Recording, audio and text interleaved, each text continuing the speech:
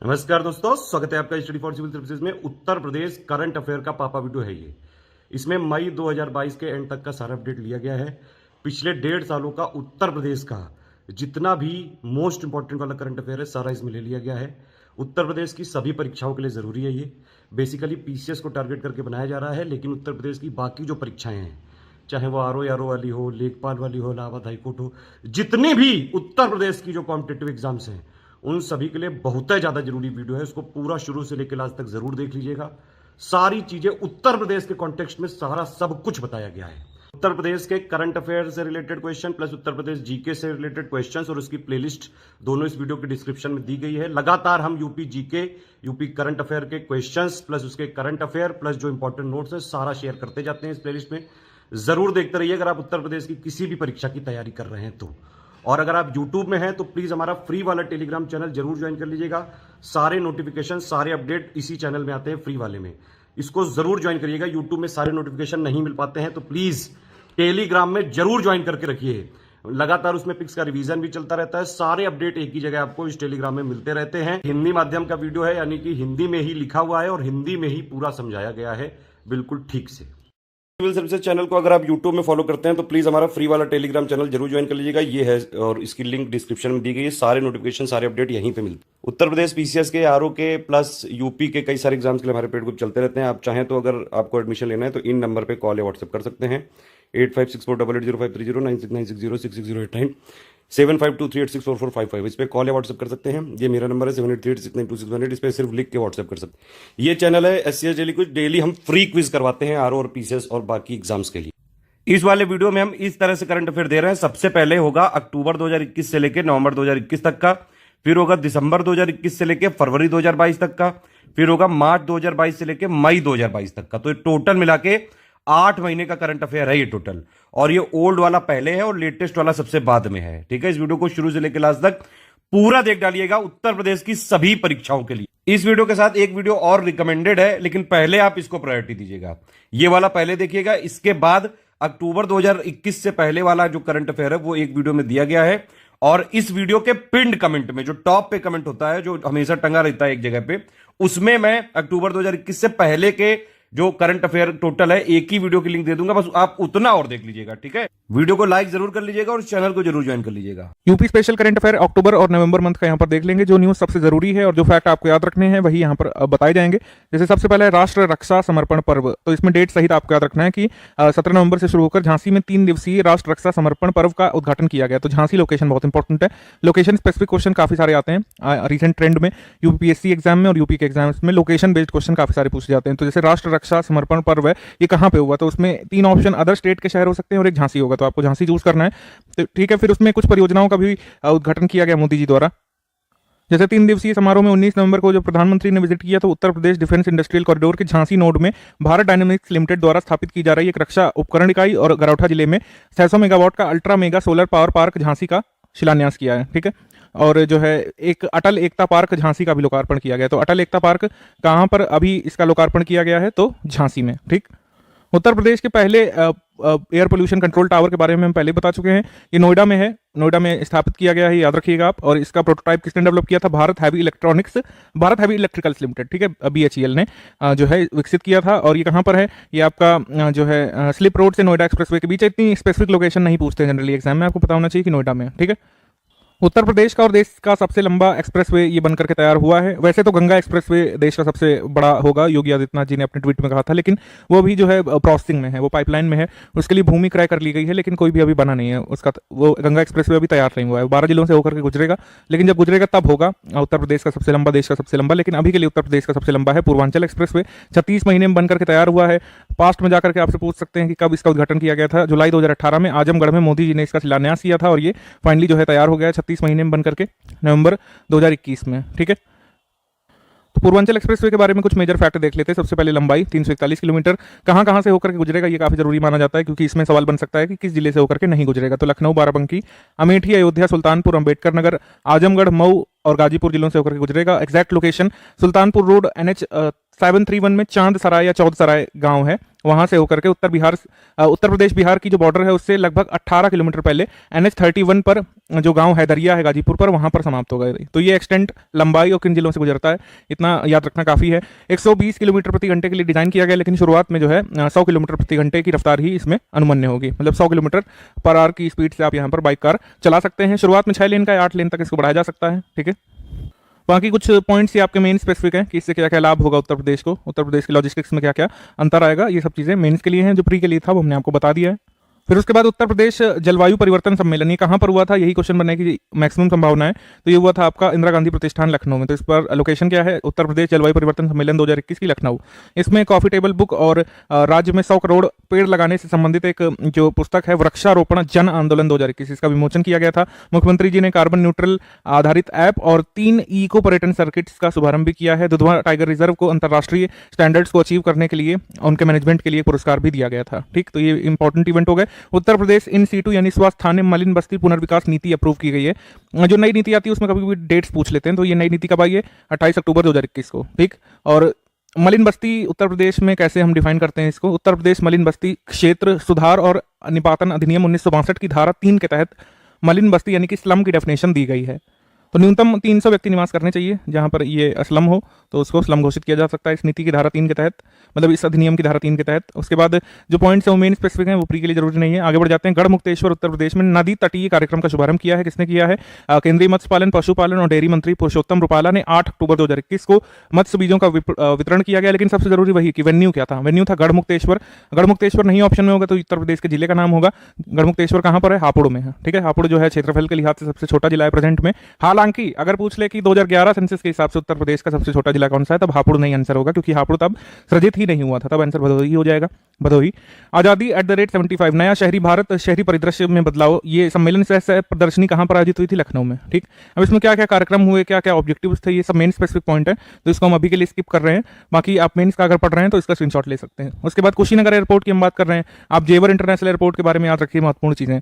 जेवर international airport के उद्घाटन के बाद योगी आदित्यनाथ जी का एक ट्वीट आया था। उन्होंने उसमें कहा था कि उत्तर प्रदेश में 5 अंतर्राष्ट्रीय हवाई अड्डे हो गए हैं, और अभी तक जैसे केरल और तमिलनाडु में 4-4 थे, तो सबसे ज्यादा उन्हीं राज्यों में थे। तो अब उत्तर प्रदेश देश का पहला राज्य बन गया जिसमें 5 इंटरनेशनल एयरपोर्ट है। हालांकि जिस भी लॉजिक से उन्होंने कहा है, क्योंकि अयोध्या का तो अभी काम ही नहीं शुरू हुआ है, ठीक है, और नोएडा में भी फ्लाइट नहीं शुरू हुई है, तो जिस भी लॉजिक से 5 कह रहे हैं योगी आदित्यनाथ जी, अगर ऑप्शन में आ जाए कि उत्तर प्रदेश में कितने अंतर्राष्ट्रीय हवाई अड्डे हैं, तो उसका आंसर 5 होगा। ठीक, उसके बाद अगर आपसे पूछ लें कि उत्तर प्रदेश में टोटल ऑपरेशनल एयरपोर्ट कितने हैं, तो उसका आंसर आप 9 लगाएंगे। ठीक है, उत्तर प्रदेश में DGCA द्वारा अनुज्ञप्ति प्राप्त उत्तर प्रदेश में कितने हवाई अड्डे हैं, 3 हैं। ठीक है, ये अब इतना नंबर वाला गेम हो गया। उसके बाद थोड़ा सा कुशीनगर के बारे में देख लेते हैं। कुशीनगर जो है देश का 29वां अंतर्राष्ट्रीय हवाई अड्डा है। ठीक है, उत्तर प्रदेश का तो चौथा था, जेवर के पहले ही इसका इनॉग्रेशन हुआ था, तो ये जो है उत्तर प्रदेश का हो गया आपका चौथा था। आपको कुल मिलाकर 5 हो गए जेवर के उद्घाटन के बाद। तो हवाई अड्डा ये 29वां था अंतर्राष्ट्रीय। ठीक, अंतर्राष्ट्रीय मतलब सॉरी भारत का ये 29वां अंतर्राष्ट्रीय हवाई अड्डा था जब कुशीनगर का उद्घाटन हुआ था। उसके बाद ये इसमें याद रख सकते हैं कि पहली फ्लाइट जो है कहां से आई थी, यहाँ पर श्रीलंका से आई थी, श्रीलंकन डेलीगेट्स को लेकर के आई थी ये। और इसी के बाद 20 और 21 अक्टूबर को कुशीनगर में बौद्ध सर्किट में पर्यटन एक कदम आगे शीर्षक यानी थीम के साथ 2 दिवसीय सम्मेलन का भी आयोजन हुआ था। उसके बाद वाराणसी में PM Ayushman Bharat health infrastructure mission की शुरुआत हुई थी।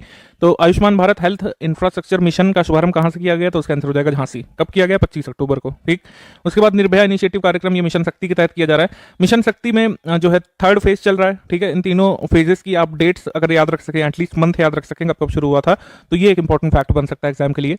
तो मिशन शक्ति की डेट्स में अगर हम फेज 1 की बात करें तो 17 अक्टूबर 2020, सेकंड फेज की बात करें तो 8 मार्च 2021। ठीक है, उसके बाद 3rd फेज की अगर हम बात कर लें तो यह है 21 अगस्त 2021 लखनऊ से। तो ये तीनों डेट्स एटलीस्ट आप याद रखें इसके बारे में। बाकी जो क्या क्या कार्यक्रम है इसमें ये बताया गया है, ज़्यादा वो जरूरी नहीं है।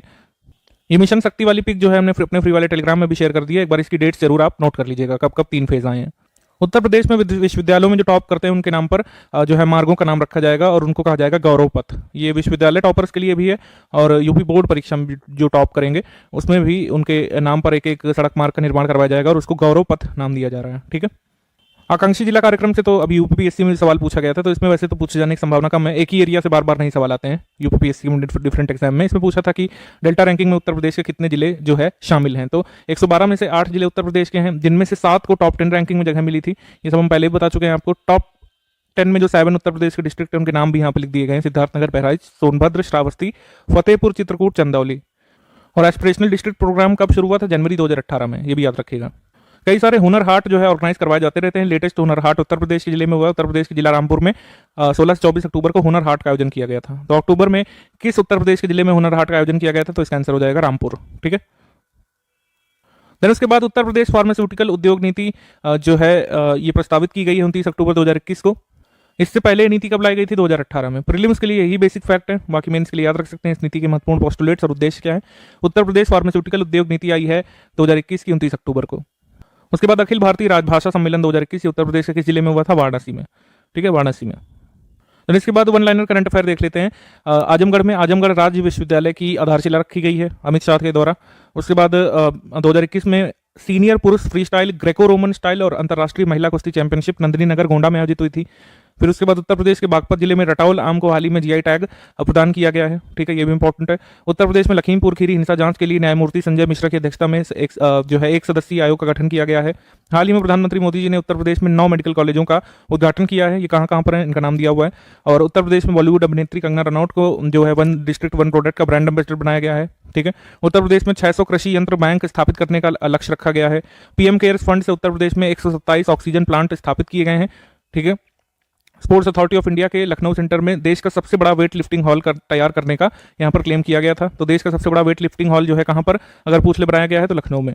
उसके बाद बीएसई में पंजीकृत निवेशकों के आधार पर उत्तर प्रदेश में सबसे चर्चित शेयर बाजार में तीसरी सबसे बड़ी ताकत बन गया उत्तर प्रदेश शेयर मार्केट में। ठीक है, मतलब बीएसई में जितने भी रजिस्टर्ड इन्वेस्टर्स हैं उनमें सबसे ज्यादा संख्या उत्तर प्रदेश के लोगों की है, फिर महाराष्ट्र, फिर गुजरात। एक्चुअली उत्तर प्रदेश जो है तीसरे स्थान पर है, गलत बोल दिया हमने। महाराष्ट्र फर्स्ट पर है, गुजरात सेकंड पर, देन उत्तर प्रदेश। तो तीसरी सबसे बड़ी शक्ति बना है। ठीक है, सबसे बड़ी नहीं। उसके बाद सितंबर 2021 में वाराणसी देश का पहला शहर बना जहां रोपवे के माध्यम से सार्वजनिक परिवहन सेवा संचालित किए जाने की बात कही जा रही है। बोलीविया, मैक्सिको के बाद भारत का वाराणसी जो है दुनिया का तीसरा सिटी होगा जहां रोपवे के माध्यम से जो डेली ट्रांसपोर्ट सर्विस जो है अवेल करवाई जाएंगे। ठीक है, रोपवे आपने देखा होगा अगर किसी ने चित्रकूट विजिट किया है, अगर किसी ने हरिद्वार विजिट किया है मनसा देवी का मंदिर, तो वहां पर रोपवे से जाया जाता है। ठीक है, जिनको झूला भी बोलते हैं देसी भाषा में। ठीक, उत्तर प्रदेश को मत्स्य उत्पादकता और उत्पादन की दृष्टि से बेस्ट स्टेट कैटेगरी में बेस्ट इंलैंड स्टेट की श्रेणी में पुरस्कार जो है दिया गया था। कलकत्ता हाईकोर्ट के कार्यवाहक मुख्य न्यायाधीश राजेश बिंदल को 11 अक्टूबर को इलाहाबाद हाईकोर्ट के मुख्य न्यायाधीश के रूप में नियुक्त किया गया है। ये हमने वैसे आपको अपॉइंटमेंट्स बता दिया था। हाल ही में उत्तर प्रदेश विधानसभा के 18वें उपाध्यक्ष नितिन अग्रवाल बने थे। आप हमको जल्दी से कमेंट करके बताइए कि इनका जो है विधानसभा क्षेत्र क्या है। उत्तर प्रदेश के सभी स्कूलों में आरोग्य वाटिकाएं बनाने की घोषणा की गई है।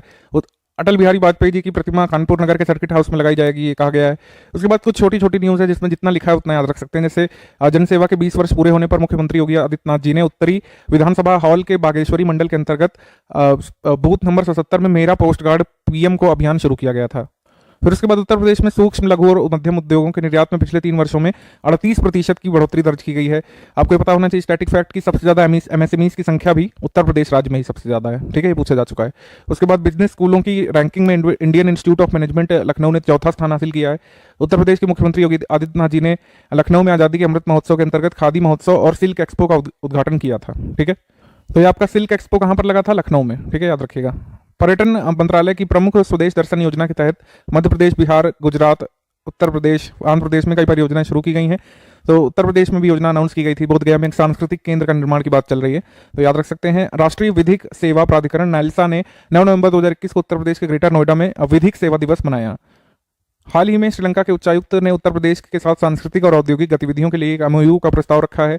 गुरु गोविंद सिंह स्पोर्ट्स कॉलेज लखनऊ को खेलो इंडिया एक्सीलेंस सेंटर घोषित कर दिया गया है। ठीक, उसके बाद 30 सितंबर 2021 को योगी आदित्यनाथ जी ने किसानों को सशक्त बनाने के लिए आत्मनिर्भर किसान एकीकृत विकास योजना शुरू की है। ठीक है, और इसके तहत 2725 एफपीओस का सृजन किया जाएगा। 3 अक्टूबर 2021 को योगी जी ने जनपद गोरखपुर के खानीपुर में टोरेंट गैस के सिटी गैस स्टेशन का उद्घाटन किया है। उसके बाद Savarkar Eeco from a forgotten past जो पुस्तक है, इसके बारे में वैसे पहले ही बता चुके हैं, ये विक्रम संपत की है। इसका विमोचन योगी आदित्यनाथ जी ने किया है। एनजीटी ने उत्तर प्रदेश की राजधानी लखनऊ में 7 रेलवे स्टेशनों को इको स्मार्ट रेलवे स्टेशन के रूप में विकसित करने के लिए नामित किया है। ये 7 इनके नाम लिखे हुए हैं। उसके बाद प्रसिद्ध ब्रिटिश आग्नेयास्त्र कंपनी वेबली और स्कॉट की घरेलू रिवॉल्वर ने लखनऊ में अपनी पहली डिलीवरी की है। ठीक है, डेनमार्क की प्रधानमंत्री अपने हस्बैंड के साथ आई थी। उन्होंने आगरे में ताजमहल देखने के लिए यहाँ पर यात्रा की थी 10 अक्टूबर को। तो याद रख सकते हैं कि किस देश की प्रधानमंत्री आई थी? डेनमार्क की। उसके बाद उत्तर प्रदेश के मुख्यमंत्री योगी आदित्यनाथ जी ने जनपद बस्ती में संचालित होने वाले तीसरे विशेष संचारी रोग नियंत्रण अभियान दस्तक अभियान का शुभारंभ किया। तो आपसे पूछ सकते हैं कि इस साल का दस्तक अभियान कहाँ पर जो है संचालित किया गया? तो जनपद बस्ती में। वैसे जनरली ये गोरखपुर में होता था पिछले सालों में। ठीक है, उसके बाद 21 अक्टूबर 2021 को आदित्यनाथ जी ने पुलिस स्मरणोत्सव दिवस के अवसर पर राज्य पुलिस कर्मियों के आहार भत्ते में 25% की वृद्धि कर दी है। उसके बाद 23 अक्टूबर 2021 को उत्तर प्रदेश ने फैजाबाद जंक्शन रेलवे स्टेशन का नाम बदल करके अयोध्या कैंट रख दिया। ये हम वैसे पहले बता चुके हैं आपको। 27 अक्टूबर को 4 विधान परिषद के नए सदस्यों को शपथ दिलाई गई है। इनके नाम है जितिन प्रसाद, उसके बाद चौधरी वीरेंद्र सिंह गुज्जर, गोपाल अंजन भुर्जी और अध्यक्ष निर्बल इंडियन शोषित हमारा आम दल पार्टी के अध्यक्ष संजय निषाद को, वीरेंद्र सिंह गुज्जर, गोपाल अंजन और जितिन प्रसाद को, ये 4 लोगों को जो है कुंवर मानवेंद्र सिंह ने शपथ दिलाई थी। उसके बाद जो कासगंज जिले में पवित्र सोरों शुकर क्षेत्र को तीर्थस्थल घोषित किया गया है। मोदी जी ने जब विजिट किया था तो कई योजनाओं का लोकार्पण किया था, वो हमने आपको बता दिया। अभी महोबा भी विजिट किया था उन्होंने, तो वहां पर कुछ परियोजनाओं का लोकार्पण किया है, जैसे मसगांव चिली स्प्रिंकलर सिंचाई परियोजना, रतौली बांध प्रोजेक्ट और भावनी बांध परियोजना। भावनी बांध किस जिले में, हमने आपको नवंबर करंट अफेयर में बताया हुआ है। आप बता सकते हैं हमको कमेंट करके कि भावनी बांध जो है किस नदी पर है। पारदर्शी कंपोजिट सिलेंडर्स लॉन्च किए गए हैं। इसका जो उद्घाटन जो है, मतलब इसका निर्माण IOCL करेगा, ठीक है। इंडियन द्वारा ये सिलेंडर गोरखपुर, लखनऊ, वाराणसी और कानपुर, प्रयागराज में भेजे जाएंगे। इसमें मतलब आप चेक कर सकते हैं कि कितनी गैस आपके सिलेंडर में बाकी है। उसके बाद think tank public affair centre PSC की ओर से जारी पब्लिक अफेयर्स इंडेक्स में बड़े राज्यों की सूची में उत्तर प्रदेश को भी अंतिम स्थान दिया गया है। ये वैसे नेशनल करंट अफेयर में भी हम लोग डिस्कस कर चुके हैं। गंगा एक्सप्रेसवे प्रस्तावित है, ये 594 किलोमीटर का होगा, 12 जिलों से गुजरेगा, ये हम बता चुके हैं आपको। न्यू अर्बन इंडिया कन्क्लेव का उद्घाटन कहाँ पे किया गया था? लखनऊ में, ठीक है। न्यू अर्बन इंडिया कन्क्लेव का उद्घाटन कहाँ पे किया गया था? लखनऊ में। फिर उसके बाद उत्तर प्रदेश में पहली बार दिव्यांग T20 का टूर्नामेंट का आयोजन कहाँ पर किया गया था? संपूर्णानंद स्पोर्ट्स स्टेडियम लखनऊ में, ठीक। उसके बाद उत्तर प्रदेश में डेवलपमेंट फोरम ने जमीन से जुड़ने का अभियान ग्लोबल UP कनेक्ट का शुभारंभ मुंबई से किया था। उसके बाद रैपिड एक्शन फोर्स की 91वीं बटालियन का मुख्यालय उत्तर प्रदेश के लखनऊ में बनाया गया है। लखीमपुर जिले के पलिया कला के किसानों ने केले को ईरान अभी निर्यात किया। पहली बार ऐसा हुआ है कि उत्तर प्रदेश से निर्यात हुआ है उत्तर प्रदेश के किसी केले का किसी विदेश में, मतलब किसी फॉरेन कंट्री में। उसके बाद वाराणसी के लाल मिर्च को 1 डिस्ट्रिक्ट 1 प्रोडक्ट में भी शामिल कर लिया गया है। ये बहुत इंपॉर्टेंट न्यूज़ है, आ सकती है एग्जाम में। उसके बाद 11 मंडलों के 27 जिलों में गंगा नर्सरी योजना शुरू की गई है। सत्ता में 20 साल पूरे होने पर केंद्रीय गृह मंत्री अमित शाह जी ने उत्तर प्रदेश के कौशाम्बी में मोदी वैन को हरी झंडी दिखाई थी। फिर उसके बाद एग्रीकल्चरल टुडे ग्रुप की ओर से उत्तर प्रदेश को कृषि के लिए 2021 का सर्वश्रेष्ठ राज्य का पुरस्कार मिला है, ठीक है। उसके बाद उत्तर प्रदेश के बांदा जिले का नाम महर्षि वामदेव के नाम पर रखे जाने का प्रस्ताव शासन को भेजा गया है, देखते हैं कब अप्रूव होता है। माटी कला बोर्ड ने 3 नवंबर 2021 को लखनऊ के गोमती नगर में संगीत नाटक अकादमी में 10 दिवसीय माटी कला मेला का आयोजन किया, ठीक। लखनऊ के गोमती नगर में माटी कला मेला का आयोजन हुआ था, याद रख सकते हैं, ठीक है। बस इतने ही। वीडियो लाइक जरूर कर लीजिए और ऐसे वीडियो लगातार फ्री में पाने के लिए चैनल को तुरंत सब्सक्राइब कर लीजिए और बेल आइकन को जरूर टैप कर लीजिए, ताकि आगे भी सारे वीडियो आपको मिलते रहे। यूट्यूब में फॉलो करते हैं तो प्लीज ये वाला फ्री टेलीग्राम चैनल जरूर ज्वाइन कर लीजिएगा। सारे नोटिफिकेशन, सारे अपडेट यहीं पे आते हैं, ध्यान रखिएगा। स्टडी फॉर सिविल सर्विसेज का कोई भी पेड ग्रुप अगर आपको ज्वाइन करना है तो सिर्फ 8564880530 96960606089755 यही नंबर है हमारे, सिर्फ जहां पे कॉल या व्हाट्सएप कर सकते हैं। इंस्टाग्राम पे हमारा पेज जरूर फॉलो कर लीजिएगा, studyforcivil.services है। ट्विटर पे हमको जरूर फॉलो कर लीजिएगा, @studyforcivils है। दोस्तों, इस वीडियो में हम उत्तर प्रदेश का करंट अफेयर कवर कर लेते हैं और ये जो करंट अफेयर का डाटा आप देख रहे हैं, ये दिसंबर 2021 से लेकर फरवरी 2022 तक का पूरा कवरेज देता है। इसे देखकर आप परीक्षा के लिए लाभान्वित हो सकते हैं। आइए शुरू करते हैं। पहले पैराग्राफ वाला हिस्सा शुरू होता है और इसमें पहली हेडिंग आप देख रहे हैं कि काशी यानी वाराणसी को उत्तर प्रदेश में है। इसको संघाई सहयोग संगठन की SCO यानी संघाई सहयोग संगठन, इसकी सांस्कृतिक और पर्यटन राजधानी बनाया जाएगा। ये एक मुद्दा है और ये खास बात है। शंघाई सहयोग संगठन यानी अंग्रेजी में कहा जाए तो संघाई कारपोरेशन ऑर्गेनाइजेशन, इसमें भारत की ओर से काशी को 1 वर्ष के लिए सांस्कृतिक और पर्यटन राजधानी का दर्जा दिया जाएगा और इसके लिए सभी विभागों के समन्वय से बनारस का डोजियर यानी बायोडाटा जो है वो तैयार किया जाएगा। और इसमें साल भर में होने वाले आयोजन, प्रमुख स्थल, खान पान सहित जितनी भी चीज़ें हैं उन्हें प्रमुखता से हाईलाइट किया जाएगा, उनका उल्लेखन किया जाएगा, क्योंकि संस्कृति में ये सब शामिल होते हैं। और एक और बात है कि स्मार्ट सिटीज़ पूरे अभियान की नोडल एजेंसी होगी। तो नोडल एजेंसी कौन सी है ये पूछा जाता है, इसलिए ध्यान दीजिएगा। और सितंबर 2022 से लेकर सितंबर 2023 तक के लिए भारत को इसके लिए चुना गया है। तो ये है मुद्दा। अब इसके बाद अगले टॉपिक को देखते हैं। अगले वाले में कहा गया कि 10 राष्ट्रीय राजमार्ग परियोजनाओं की आधारशिला रखी गई है उत्तर प्रदेश में। तो 7 जनवरी 2022 को, यहाँ आप देखें, 7 जनवरी 2022 को केंद्रीय सड़क परिवहन और राजमार्ग मंत्री मतलब नितिन गडकरी जी, इन्होंने उत्तर प्रदेश के मथुरा जिले में 14,169 करोड़ रुपए, मतलब अच्छी खासी धनराशि है, इससे करीब 336 किलोमीटर की 10 राष्ट्रीय राजमार्ग परियोजनाओं की आधारशिला रखी। तो राजमार्ग बनाने और सड़कें बनाने का काम बड़ी ही तेजी से चल रहा है और उसी में ये सब भी है। अब यहाँ आप देखें, मथुरा, हाथरस, बदायूं, बरेली हाईवे के विकास से तीर्थ स्थलों और पर्यटन स्थलों पर कनेक्टिविटी, यातायात की समस्या, इन सब का समाधान हो जाएगा। मतलब कनेक्टिविटी अच्छी खासी मिल जाएगी और यातायात की जो दिक्कतें हैं वो दूर हो जाएंगी। आगरा इनर लिंक रोड, माफ कीजिएगा, आगरा इनर रिंग रोड और यमुना एक्सप्रेसवे को जोड़ने वाले बाईपास के निर्माण से आगरा शहर को ट्रैफिक जाम से, क्योंकि बाईपास बना दिया तो जो आधा ट्रैफिक है वो वहां से निकल जाएगा, जो भारी वाहन है उनके लिए बाईपास हो गया, तो इससे आगरा शहर जो ट्रैफिक जाम से जूझता था उससे उसे छुटकारा मिल जाएगा और यात्रा कम समय की होगी, सुलभ होगी। आगरा जलेसर एटा सड़क बनने से पीतल उद्योग के व्यापारियों को सहूलियत होगी सामान ले आने ले जाने में, ये आपने देखा। और श्री गडकरी ने 7 जनवरी 2022 को ब्रज के 84 कोशी परिक्रमा मार्ग के विकास की भी घोषणा की, ये भी एक मुद्दा है। और इस मार्ग को नए राष्ट्रीय राजमार्ग के रूप में घोषित किया जाएगा, तो ये नया राष्ट्रीय राजमार्ग बनेगा, इसलिए इसको ध्यान से देखिएगा। और भारतमाला परियोजना चरण 2 में इसको शामिल किया जाएगा। उन्होंने ये भी कहा कि इस मार्ग को अयोध्या के 84 कोशी परिक्रमा मार्ग से परिक्रमा मार्ग की तरह विकसित किया जाएगा, मतलब जैसा अयोध्या वाला है बिल्कुल उसी तरह से विकसित किया जाएगा। और आसपास के सभी प्रमुख तीर्थ स्थलों को इसमें कनेक्ट कर दिया जाएगा। उन्होंने कहा कि मथुरा के अलावा ये मार्ग राजस्थान हरियाणा के जो सीमावर्ती इलाके हैं वहां से भी गुजरेगा, तो इतनी लंबी चौड़ी इसकी कनेक्टिविटी होगी, इसे आप यहाँ देख रहे हैं। इसके बाद जो हमारा अगला मैटर है उसमें हम देख रहे हैं कि उत्तर प्रदेश के गोवर्धन मथुरा में प्रसाद परियोजनाओं का वर्चुअल माध्यम से उद्घाटन किया गया। आजकल ज़्यादातर परियोजनाओं का वर्चुअली उद्घाटन हो रहा है और ये सब कोविड के आने के बाद से हुआ है। तो यहाँ आप देखें 7 जनवरी 2022 की ये तारीख है। केंद्रीय पर्यटन मंत्री श्री जी किशन रेड्डी जी जो हैं, इन्होंने उत्तर प्रदेश के गोवर्धन यानी मथुरा में प्रसाद परियोजनाओं का वर्चुअल माध्यम से उद्घाटन किया, डिजिटल तरीके से। और स्वदेश दर्शन योजना के तहत उत्तर प्रदेश को 500 करोड़ रुपए आवंटित किए गए हैं, जिसके तहत रामायण और बुद्ध सर्किट जैसे जो आध्यात्मिक सर्किट हैं उनके जरिए पर्यटन की अवसंरचना को मजबूत करने की योजना है।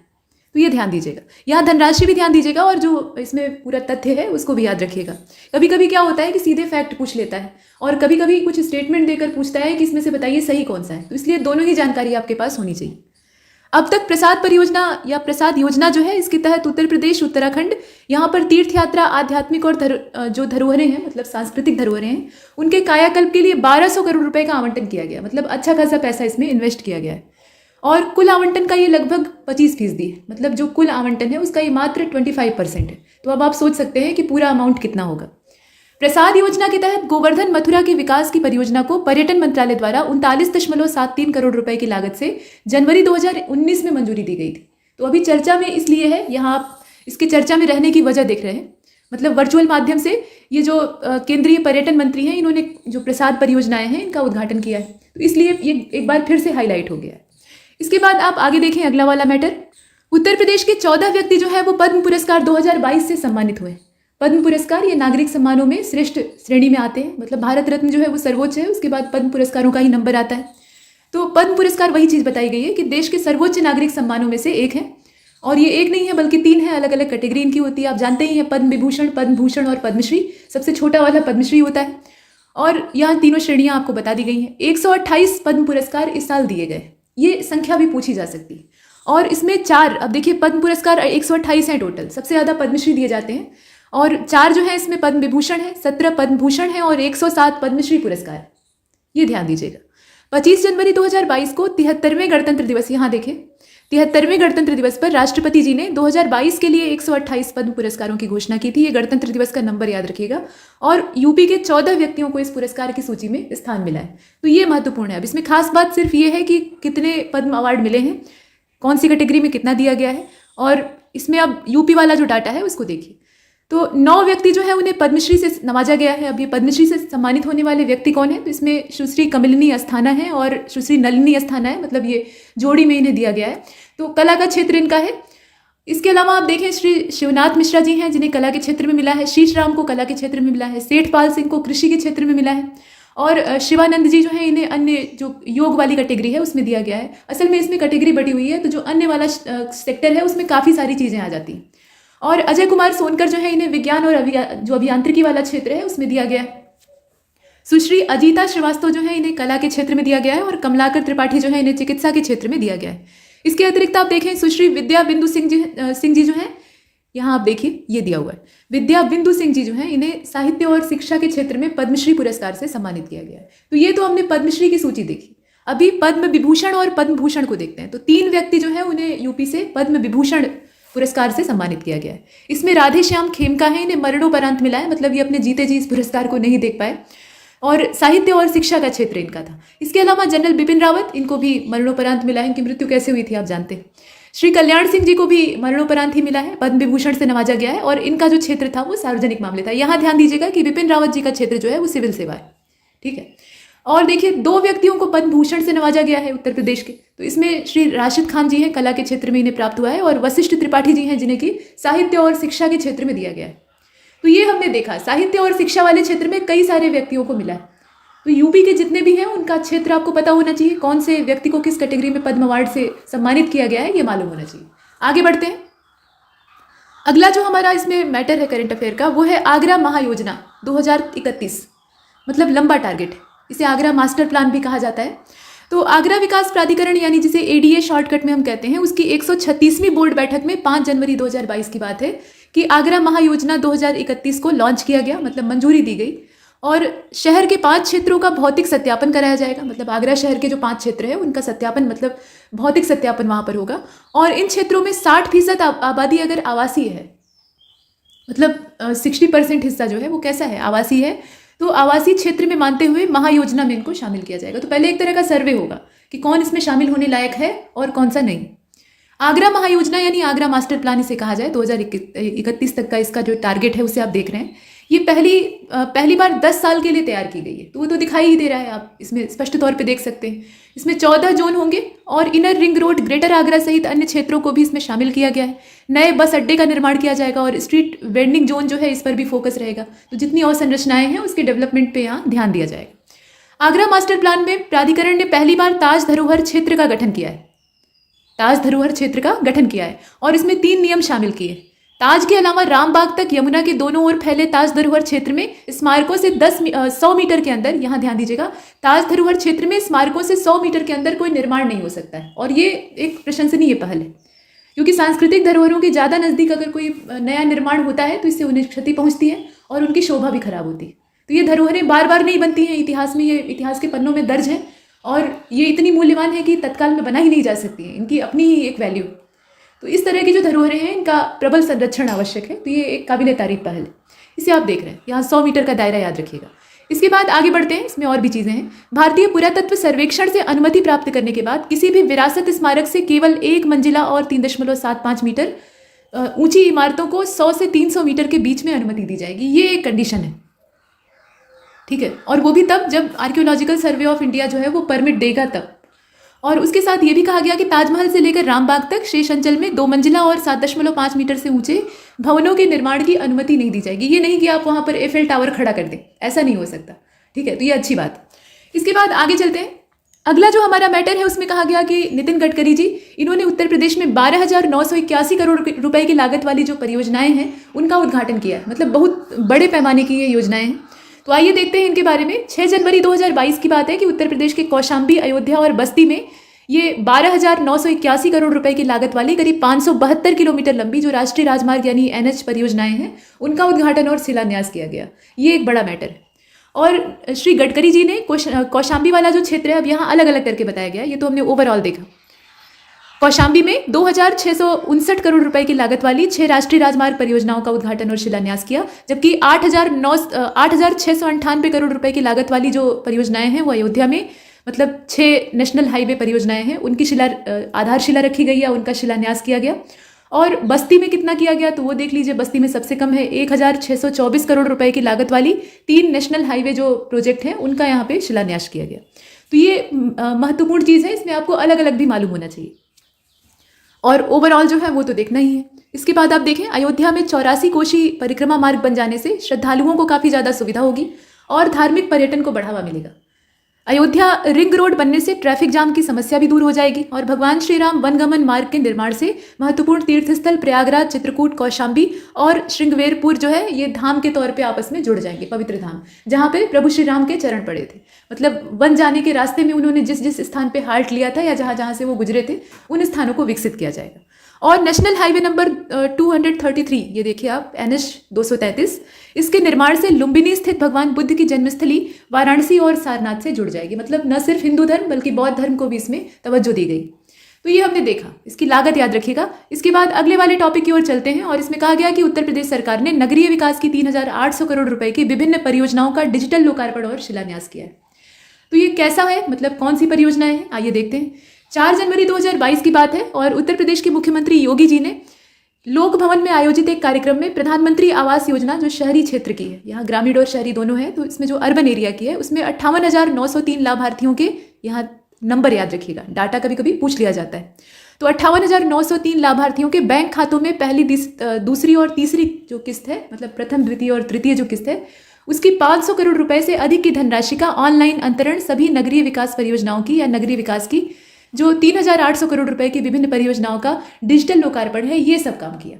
मतलब ये खाते में ट्रांसफर करने वाला काम है 500 करोड़ रुपए से अधिक धनराशि, और इसके अतिरिक्त जो नगर विकास के लिए 3,800 करोड़ रुपए की अलग अलग परियोजनाएं हैं उनका भी लोकार्पण और शिलान्यास किया गया। तो ये दोनों काम यहाँ पर होते हैं और तारीख थी 4 जनवरी 2022 की। अब इन परियोजनाओं में स्मार्ट सिटी मिशन की लगभग 909 करोड़ रुपए की परियोजनाओं का लोकार्पण, शिलान्यास, और स्वच्छ भारत मिशन के तहत 627 करोड़ रुपए की या उससे ज़्यादा लागत के करीब 28 सॉलिड वेस्ट प्रोसेसिंग प्लांट, जो ठोस कचरे के निस्तारण के लिए प्लांट लगते हैं वो, और साथ में 13 लिगेसी वेस्ट रेमेडिएशन, ये जनपद आगरा में एक वेस्ट टू एनर्जी प्लांट, जबकि 1100 पब्लिक टॉयलेट, पिंक टॉयलेट मतलब महिलाओं का जो है, इसका शिलान्यास। ये उत्तर प्रदेश जल, यहाँ कई कई परियोजनाएं हैं तो अलग अलग हैं, इनमें क्वामा इसीलिए लगा हुआ है या तथा करके बताया गया है। तो इसमें आप देखें कि 1100 पब्लिक टॉयलेट और साथ में उसमें पिंक टॉयलेट भी है, इनका शिलान्यास किया गया। और उत्तर प्रदेश जल निगम नगरीय के तहत अमृत मिशन और राज्य सेक्टर की 926 करोड़ रुपए से अधिक की परियोजनाओं का लोकार्पण और शिलान्यास ये किया गया। साथ में नगर निगम अयोध्या और मथुरा वृंदावन के कार्यालय भवन का शिलान्यास किया गया, ये भी एक इसमें उद्घाटन हुआ था। कई सारे छोटे बड़े जो प्लान हैं इसमें शामिल है। अब इसके बाद आप देखें, नगर निगम गाजियाबाद की 606 करोड़ रुपए की जो परियोजनाएं हैं उनका लोकार्पण किया गया। प्रदेश के 651 नगर निकायों में, यहाँ इसे साफ कर लेते हैं, ये देखिए आप, प्रदेश के 651 नगर निकायों में 1000 फ्री वाईफाई जोन परियोजनाओं का शिलान्यास किया गया। मतलब यहाँ पे आप मुफ्त में इंटरनेट का इस्तेमाल कर सकते हैं। और प्रदेश के 7 शहरों में 75 इलेक्ट्रिक बसों और 7 इलेक्ट्रिक बस डिपो की जो परियोजनाएं हैं उनका शुभारंभ किया गया। भाई जब इलेक्ट्रिक बस चलेंगी तो उनके लिए अलग से डिपो होना जरूरी है, तो यहाँ पे उनके लिए बस अड्डे का लोकार्पण किया गया। तो ये सारी परियोजनाएं इसमें शामिल है। मतलब कुल मिलाकर इनकी लागत जो है उसे आप देख रहे हैं, और इसके अंदर इतने सारे प्रोजेक्ट शामिल हैं। अब आगे बढ़ते हैं और अगले टॉपिक को देखते हैं। तो अगला है सैयद मोदी बैडमिंटन 2022 का जो टूर्नामेंट था, और भारतीय शटलर पीवी सिंधु ने लखनऊ में सैयद मोदी अंतर्राष्ट्रीय टूर्नामेंट में महिला एकल का खिताब जीत लिया है, और इसलिए चर्चा में। सिंधु ने अपनी साथी भारतीय महिला ही होंगी, तो मालविका बंसोड़ को हराकर 2017 के बाद दूसरा सैयद मोदी खिताब जीता है। ये इनका दूसरा खिताब है। और 2022, यहाँ देखिए आप, 2022 सैयद मोदी अंतर्राष्ट्रीय बैडमिंटन टूर्नामेंट में 18 से लेकर 23 जनवरी 2022 तक लखनऊ उत्तर प्रदेश के बाबू बनारसी दास इंडोर स्टेडियम में इसको आयोजित किया गया था। मतलब ये टूर्नामेंट जो है सैयद मोदी अंतर्राष्ट्रीय बैडमिंटन टूर्नामेंट, इसका आयोजन का समय देखिए 18 से लेकर 23 जनवरी, और इसका जो स्थान है वो लखनऊ का बाबू बनारसी दास इंडोर स्टेडियम। यहाँ बनारसी दास देखकर आप ये कंफ्यूज मत होइएगा कि ये बनारस में है, ये लखनऊ में। इसके बाद आगे बढ़ते हैं। अगला जो टॉपिक है उसमें टीबी उन्मूलन कार्यक्रम की बात की जा रही है। तो इंडियन ऑयल ने उत्तर प्रदेश के 75 जिलों में और पंजाब के 23 जिलों में राष्ट्रीय टीबी उन्मूलन कार्यक्रम का समर्थन करने की प्रतिबद्धता जाहिर की है। मतलब इसमें वो प्रतिबद्ध है। और इस कार्यक्रम का मुख्य उद्देश्य अगले 3 वर्षों तक हर साल उत्तर प्रदेश और पंजाब की पूरी आबादी की स्क्रीनिंग करना है और उसका परीक्षण करना है कि कहीं टीबी का कोई मामला तो उभर नहीं रहा है। मतलब टीबी मुक्त बनाना उद्देश्य है। ये आपने देखा। अगला वाला जो टॉपिक है उसमें कहा गया कि वाराणसी जो है वो कृषि निर्यात हब के तौर पर डेवलप किया जाएगा। तो ये अच्छी बात है, कृषि को बढ़ावा दिया जाएगा।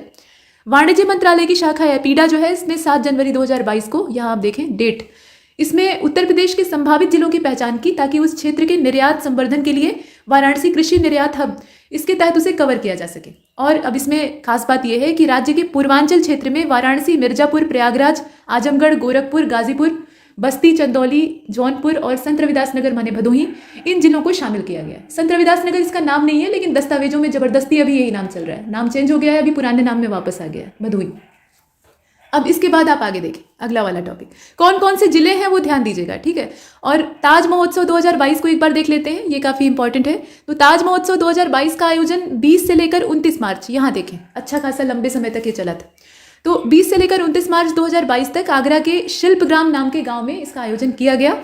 और इस वर्ष के महोत्सव का जो थीम था, ये बहुत तेज पूछा जाता है थीम, तो इस वर्ष के महोत्सव का विषय था आज़ादी के अमृत महोत्सव के संग ताज के रंग। अच्छा नाम। और इसका आयोजन उत्तर प्रदेश के पर्यटन विभाग के द्वारा किया गया था। तो इस तरह की जो पर्यटन या घूमने फिरने से संबंधित स्थलों के प्लान होते हैं तो उसमें पर्यटन विभाग ही इन्वॉल्व रहता है। यह शिल्पकारों के अभिनव कार्यों को प्रोत्साहित करने और उनके विभिन्न कौशलों को प्रदर्शित करने और उनकी सहायता करने के उद्देश्य से आयोजित किया गया था। मतलब शिल्पकारों को बढ़ावा देना, प्रोत्साहन देना, यही इसका मेन टारगेट था। तो इसे हमने देखा। इसमें खास बात है इसका आयोजन का समय और थीम। इसके बाद आगे बढ़ते हैं। यहाँ पर उत्तर प्रदेश ग्राम उत्कर्ष समारोह है, इसे आप देखिए। तो यूपी का जो ग्राम उत्कर्ष समारोह है, ये 15 दिसंबर 2021 को लखनऊ में उत्तर प्रदेश, मतलब ये समारोह का नाम लिखा हुआ है, ये आयोजित हुआ। तो इसकी आयोजित होने का जो समय है उसे ध्यान दीजिएगा, 15 दिसंबर 2021, यानी बीते हुए साल का जो आखिरी महीना था। और खास बात यह है कि समारोह को संबोधित करते हुए उत्तर प्रदेश के मुख्यमंत्री जी ने बहुत सारी घोषणाएं की। अब घोषणाएं क्या हैं, जैसे कि ग्राम प्रधानों का मानदेय जो है उसको 3,500 रुपये से बढ़ाकर 5,000 कर दिया जाएगा, माने और ज़्यादा मिलेगा। और क्षेत्र पंचायत का जो प्रमुख होता है उसका मानदेय भी बढ़ा दिया जाएगा, माने पहले मिलता था 9,800 रुपये, अभी महंगाई के ज़माने में 11,300 रुपये उन्हें हर महीने दिया जाएगा। ये आपने देखा। और जिला पंचायत अध्यक्ष जो है उनका 14,000 से बढ़ाकर 15,500, माने 15,500 कर दिया गया है। तो ये कुछ अच्छी अच्छी घोषणाएं हुई। इसके बाद अगले वाले को देखते हैं। तो प्रधानमंत्री जी के द्वारा गोरखपुर में एक आयोजन में विभिन्न विकास परियोजनाओं का उद्घाटन किया गया। अब ये विकास परियोजनाएं कौन कौन सी हैं वही हम लोग यहाँ थोड़ा डिटेल में देखेंगे। तो प्रधानमंत्री नरेंद्र मोदी जी ने 7 दिसंबर 2021 की यहाँ तारीख है, इसे तारीख को ध्यान दीजिएगा, उत्तर प्रदेश के गोरखपुर जिले में विभिन्न विकास परियोजनाओं को राष्ट्र को समर्पित किया। तो ये तो बैकग्राउंड है, इससे आपको कोई मतलब नहीं है, डाटा से मतलब होना चाहिए। इसमें गोरखपुर उर्वरक संयंत्र, एम्स गोरखपुर और ICMR जैसे जो केंद्र हैं वो शामिल हैं। मतलब पहली चीज़ तो उर्वरक संयंत्र के बारे में परियोजनाएं। अब इस पर डिटेल डाटा यहाँ नीचे दिया हुआ है, इसे आप देखिए। गोरखपुर संयंत्र 12.7 लाख मीट्रिक टन प्रतिवर्ष स्वदेशी नीम कोटेड जो यूरिया है उसका उत्पादन उपलब्ध कराएगा। नीम कोटेड यूरिया के बारे में थोड़ा सा पढ़ लीजिएगा, क्योंकि अगर इससे संबंधित करंट अफेयर पूछा जाता है तो थोड़ा डिटेल में जाकर ये भी पूछा जा सकता है कि नीम कोटेड यूरिया असल में क्या होता है। मतलब उससे संबंधित भी कुछ वहाँ पे स्टेटमेंट दिए जा सकते हैं। ये संभव है, प्रश्न को अगर कठिन बनाने के लिए आयोग तत्पर हो जाएगा तो ये हमने देखा। और उसके साथ इसकी मात्रा ध्यान दीजिएगा, 12.7 लाख मीट्रिक टन। और गोरखपुर उर्वरक संयंत्र यूरिया के उत्पादन में आत्मनिर्भरता हासिल करने के प्रधानमंत्री के विजन के अनुरूप 30 वर्ष से अधिक वर्षों से बंद पड़े, मतलब 30 से अधिक वर्षों से बंद पड़े इस संयंत्र को लगभग करीब 8,600 करोड़ रुपए की लागत से फिर से बनाया जाएगा। पहली चीज़ तो यह है कि ये 30 साल से भी ज़्यादा समय से बंद पड़ा हुआ है, तो इसको फिर से रीस्टार्ट करना अपने आप में चैलेंजिंग काम है। लेकिन यहाँ इसे रीस्टार्ट किया जाएगा और इसका पुनर्निर्माण किया जाएगा। तो 8,600 करोड़ रुपए की लागत इसमें लगेगी। और एम्स गोरखपुर के बारे में खास बात क्या है, तो इसके पूर्ण क्रियाशील परिसर को 1,000 करोड़ रुपए से अधिक लागत से निर्मित किया जाएगा। मतलब ये पूरी तरह से सक्रिय रहेगा। और इसकी स्थापना प्रधानमंत्री स्वास्थ्य सुरक्षा योजना के तहत की गई है। ये पूछा जा सकता है कि कौन सी योजना के तहत स्थापना की गई, तो योजना का नाम आप ध्यान दीजिएगा।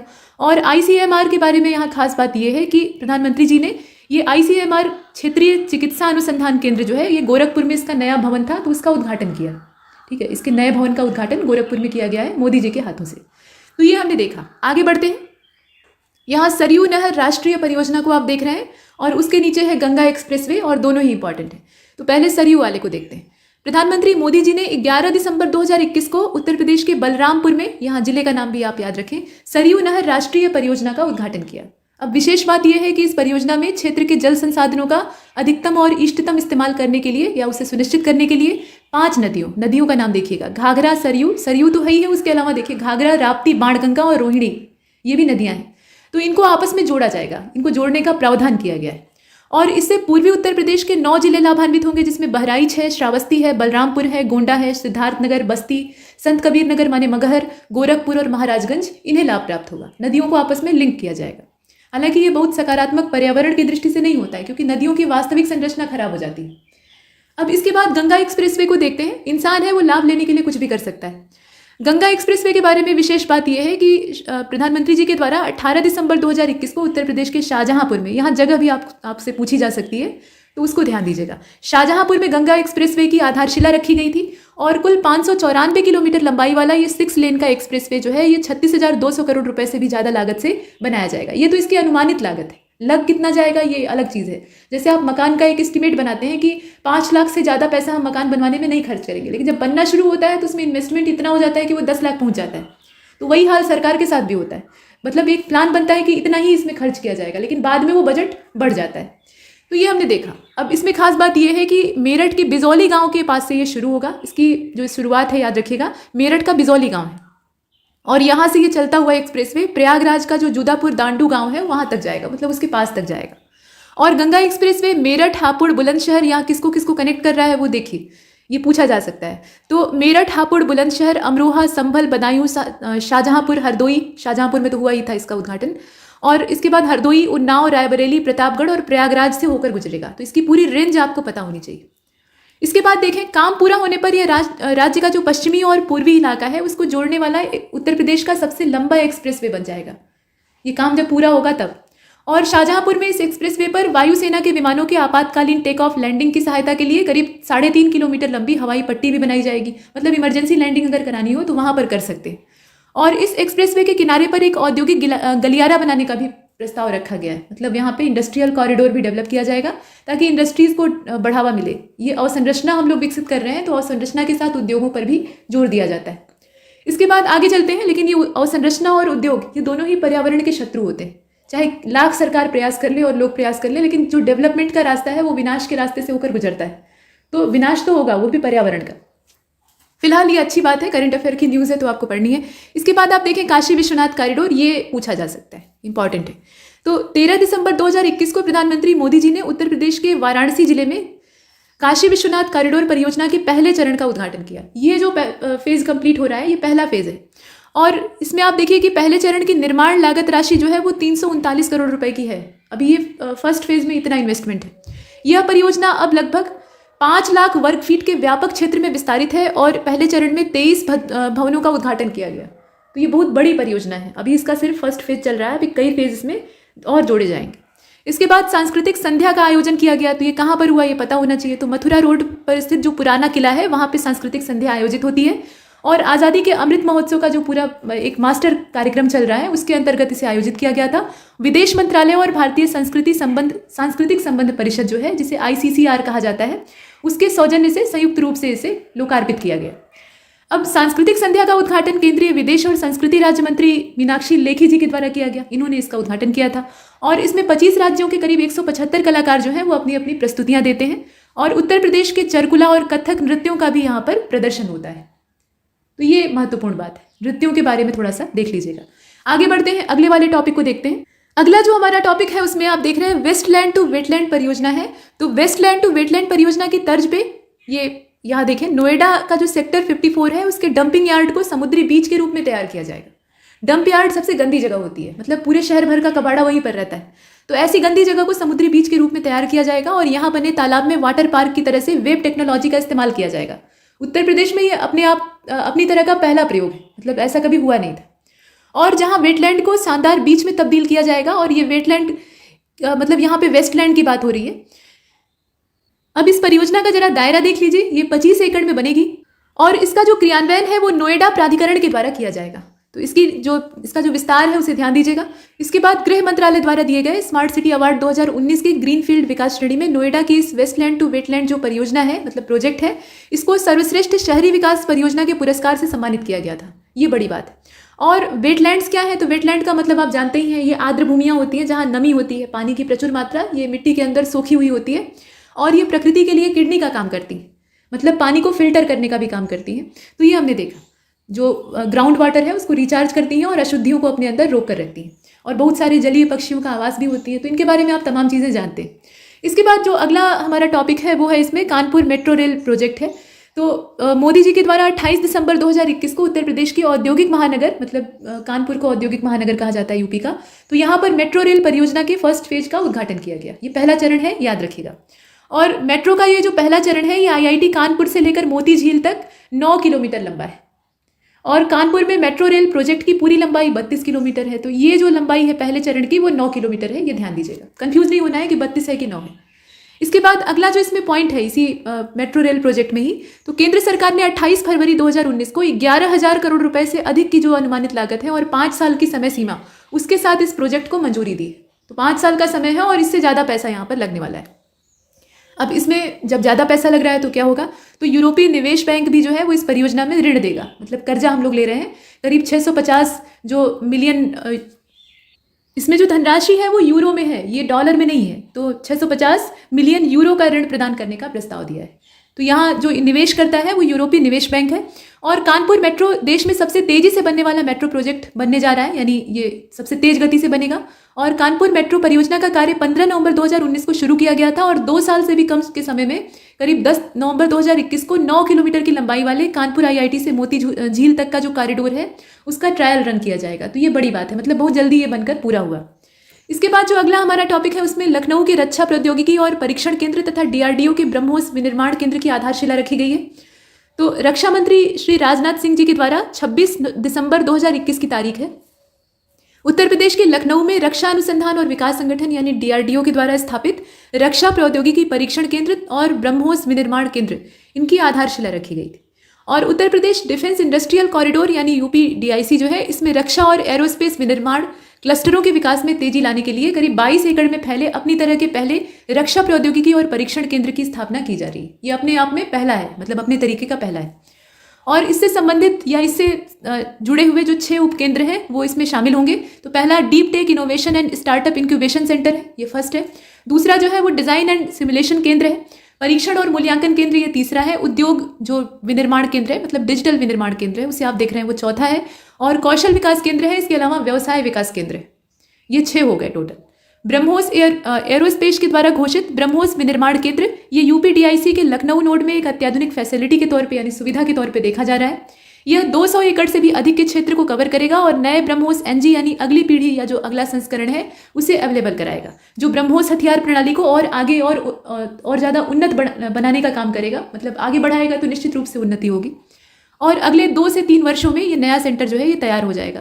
प्रतिवर्ष 80 से लेकर 100 ब्रह्मोस एनजी मिसाइलों की दर से उत्पादन शुरू हो जाएगा। जब एक बार ये बनकर तैयार हो जाएगा तो इसका उत्पादन तेज गति से होगा। ये हमने देखा। इसके बाद हैदरपुर जो वेटलैंड है उसके बारे में थोड़ा देख लेते हैं। ये आर्द्रभूमि बिजनौर में है, ठीक, यहाँ जगह भी आपको पता होनी चाहिए। हैदरपुर वेटलैंड ये बिजनौर उत्तर प्रदेश में है। लगभग 6,908 हेक्टेयर की मानव निर्मित आर्द्रभूमि है, मतलब इंसान ने इसको बनाया है। ये भारत की 47वीं रामसर साइट और उत्तर प्रदेश की 9वीं रामसर साइट के तौर पे मान्यता प्राप्त कर चुकी है। यह आर्द्रभूमि हस्तिनापुर वन्यजीव अभयारण्य उत्तर प्रदेश की सीमाओं के भीतर स्थित है। और हैदरपुर वेटलैंड एक मानव निर्मित झील है जिसका निर्माण 1984 में हुआ था। और यहाँ की जैव विविधता और पक्षियों को आकर्षित करने की क्षमता को देखते हुए, मतलब विदेशी पक्षी जो हैं वो मंगोलिया और तमाम जो इस तरह के मरुस्थलीय इलाके हैं वहाँ से पहाड़ियों को क्रॉस करते हुए यहाँ तक आते हैं प्रवास के लिए। तो इस तरह की लोकप्रियता को देखते हुए इसे आर्द्रभूमि का दर्जा दिया गया है, ये हमने देखा। इसके बाद बखीरा वन्यजीव अभयारण्य को देख लेते हैं। तो 2 फरवरी 2022 यानी विश्व आर्द्रभूमि दिवस जो होता है उसके अवसर पर उत्तर प्रदेश के संत कबीर नगर यानी मगहर वाले क्षेत्र में बखीरा वन्यजीव अभयारण्य और गुजरात का जो खिजाड़िया वन्यजीव अभयारण्य है, इन दोनों को रामसर स्थल घोषित किया गया।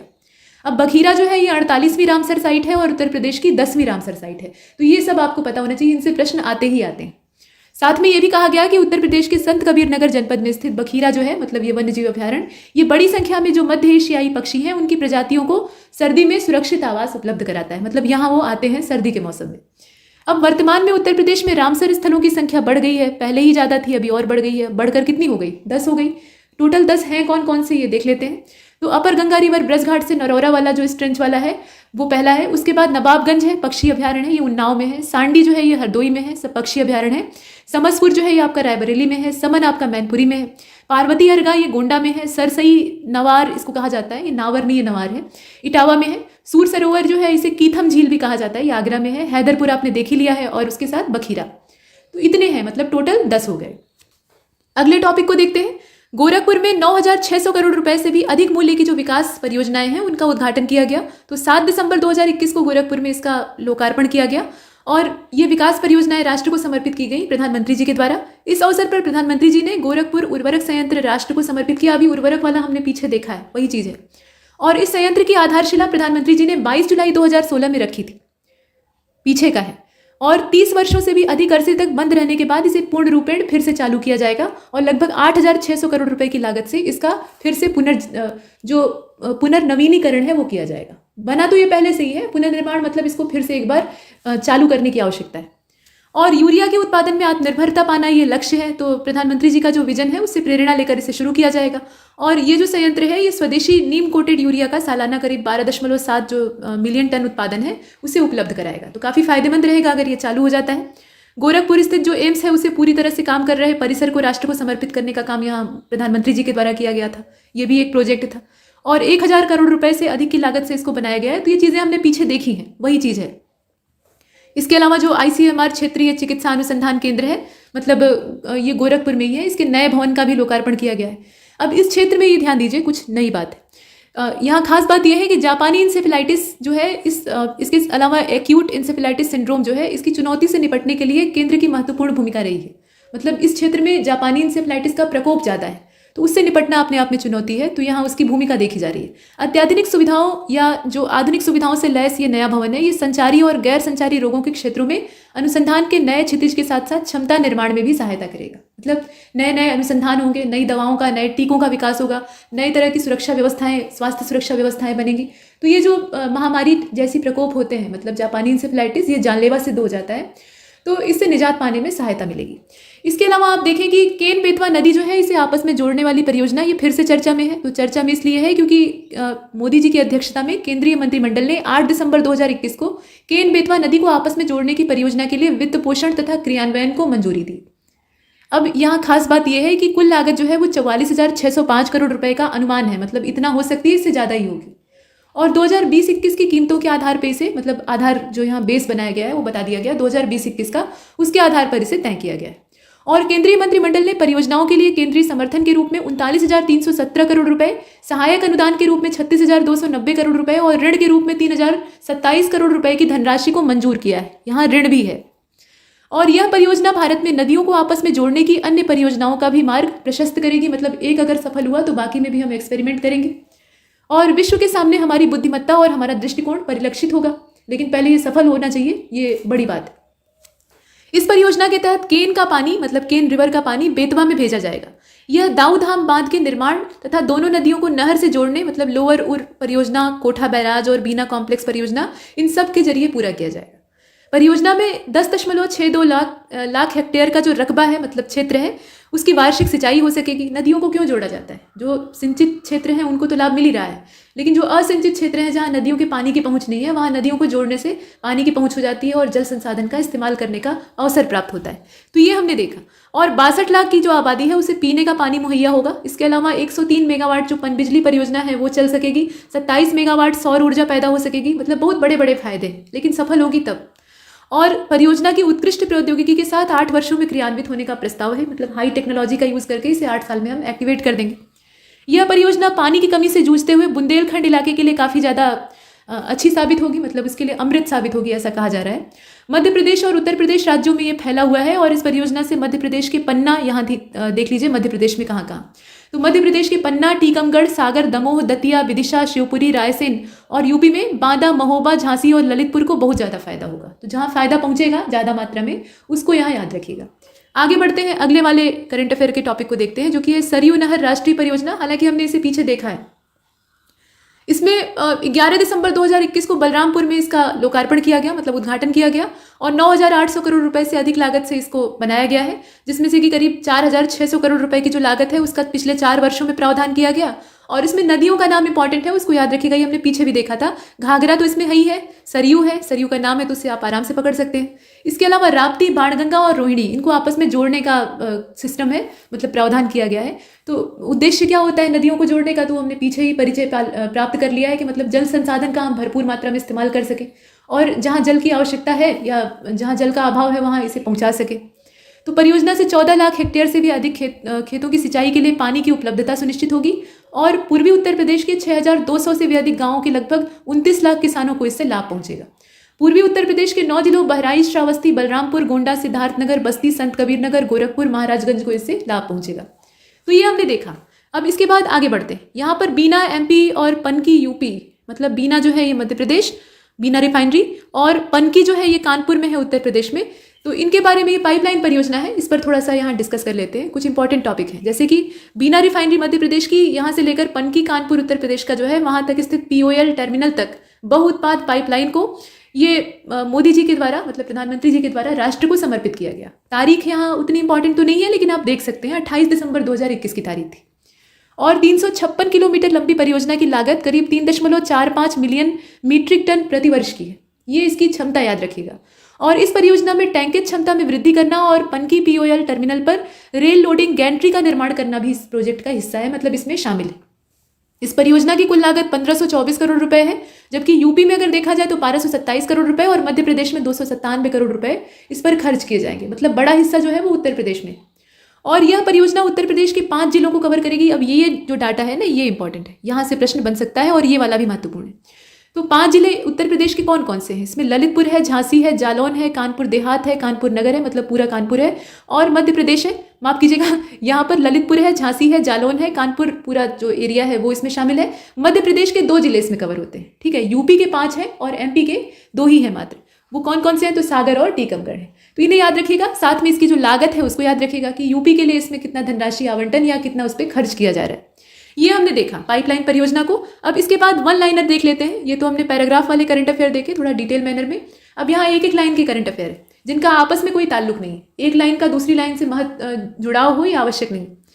तो पहला जो हमारा इसमें टॉपिक है उसमें कहा गया कि 26 जनवरी 2022 यानी गणतंत्र दिवस के अवसर पे उत्तर प्रदेश के 79 पुलिसकर्मियों को वीरता पदक यानी सेवा पदक से सम्मानित किया गया। और उत्तर प्रदेश के ADG law and order Prashant Kumar ji को वीरता के लिए पुलिस पदक यानी पीएमजी से सम्मानित किया गया। विशिष्ट सेवा के लिए राष्ट्रपति का पुलिस मेडल जो है ये उत्तर प्रदेश के 5 पुलिसकर्मियों, और इनके नाम है विजय प्रकाश, श्रीपति मिश्रा, सुशील पांडे, मिश्रीलाल शुक्ला और कृष्णचंद्र मिश्रा, इन्हें दिया गया। ये हमने देखा। इसके बाद अगले टॉपिक को देखते हैं जिसमें आप देख रहे हैं कि उत्तर प्रदेश के 3 बच्चों को प्रधानमंत्री राष्ट्रीय बाल पुरस्कार 2022 से सम्मानित किया गया। अभिनव कुमार चौधरी समाज सेवा के क्षेत्र में, चंधारी सिंह चौधरी खेल के क्षेत्र में और जिया राय को भी खेल के क्षेत्र में। ये राष्ट्रीय बाल पुरस्कार। इसके बाद उत्तर प्रदेश के 5 बच्चों को प्रधानमंत्री राष्ट्रीय बाल पुरस्कार से सम्मानित किया गया जिसमें व्योम आहूजा जो है इन्हें कला और संस्कृति के क्षेत्र में, कुंवर दिव्यांश सिंह जो है इन्हें वीरता के क्षेत्र में मतलब वीरता के लिए, चिराग भंसाली को नवाचार के लिए, मोहम्मद शोएब को शैक्षणिक क्षेत्र में और मोहम्मद रफ़ी को खेल के क्षेत्र में। ये हमने देखा। और प्रधानमंत्री नरेंद्र मोदी जी ने राष्ट्रीय ब्लॉकचेन परियोजना के तहत आईआईटी कानपुर के द्वारा डेवलप की गई ब्लॉकचेन संचालित जो टेक्नोलॉजी है उसका इस्तेमाल करके पीएमआरबी 2021 और 2022 के 61 विजेताओं को डिजिटल प्रमाण पत्र प्रदान किया। ये ध्यान दीजिएगा। इसके बाद अगला जो टॉपिक है उसे देखिए। 22 जनवरी 2022 को देश भर में टॉप 10 जो प्रदूषित शहर हैं उनकी सूची जारी की गई। ये टॉप 10 सबसे ज़्यादा प्रदूषण वाले क्षेत्र हैं, इन्हें आप देखें। और इसमें बनारस को देश में तीसरे सबसे सर्वाधिक प्रदूषित शहर के तौर पे देखा गया। ये जो लिस्ट है ना ये 22 जनवरी को जारी की गई थी और पूरे देश भर में 10 ऐसे शहरों को चुना गया जिसमें सबसे ज़्यादा प्रदूषण है।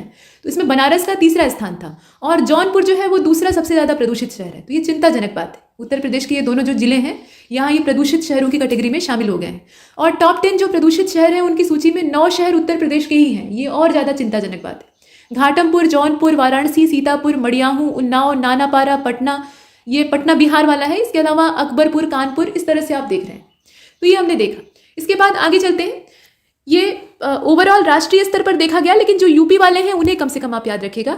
और अगले टॉपिक में कहा गया है कि प्रसिद्ध कथक नर्तक जो है, यहाँ नर्तक लिखा हुआ है, ये नर्तक होगा, पंडित बिरजू महाराज, इनका 17 जनवरी 2022 को देहावसान हो गया। और इनका जन्म 4 फरवरी 1938 को हुआ था। लखनऊ में ये पैदा हुए थे और देश के दूसरे सर्वोच्च नागरिक पुरस्कार पद्म विभूषण से ये सम्मानित हुए थे, मतलब उसके प्राप्तकर्ता थे। उन्हें उनके शिष्यों और अनुयायियों के द्वारा प्यार से पंडित जी या महाराज जी कहा जाता था और वे भारत के सबसे प्रसिद्ध कलाकारों में से एक थे। तो इनका देहावसान हुआ है इसलिए ये चर्चा में है और ये पद्म विभूषण से सम्मानित थे। इसके बाद वर्ष 2021 के लिए मोतीलाल नेहरू राष्ट्रीय प्रौद्योगिकी संस्थान यानी MNIT इलाहाबाद प्रयागराज, वही बात है, प्रयागराज की ही बात करेंगे, का 18वां जो वार्षिक दीक्षांत समारोह है ये 18 जनवरी को वर्चुअली आयोजित किया गया था। इसकी विशेषता ये है कि दीक्षांत समारोह तो हर साल ही आयोजित होता है, लेकिन ये वर्चुअली आयोजित हुआ था। और कार्यक्रम के मुख्य अतिथि केंद्रीय शिक्षा राज्य मंत्री सुभाष सरकार जी थे। मोतीलाल नेहरू राष्ट्रीय प्रौद्योगिकी संस्थान इलाहाबाद यानी प्रयागराज में नवनिर्मित सिंथेटिक बास्केटबॉल और लॉन टेनिस कोर्ट यानी दाता बैच के नाम पे कोर्ट 87 और पुनर्निर्मित लड़कियों और लड़कों के जिम का उद्घाटन ये 16 जनवरी 2022 को MNIT इलाहाबाद के निदेशक और MNIT पूर्व छात्र संघ के जो अध्यक्ष थे प्रोफेसर राजीव त्रिपाठी, उनके द्वारा किया गया। तो ये 2 इंपॉर्टेंट चीज़ें।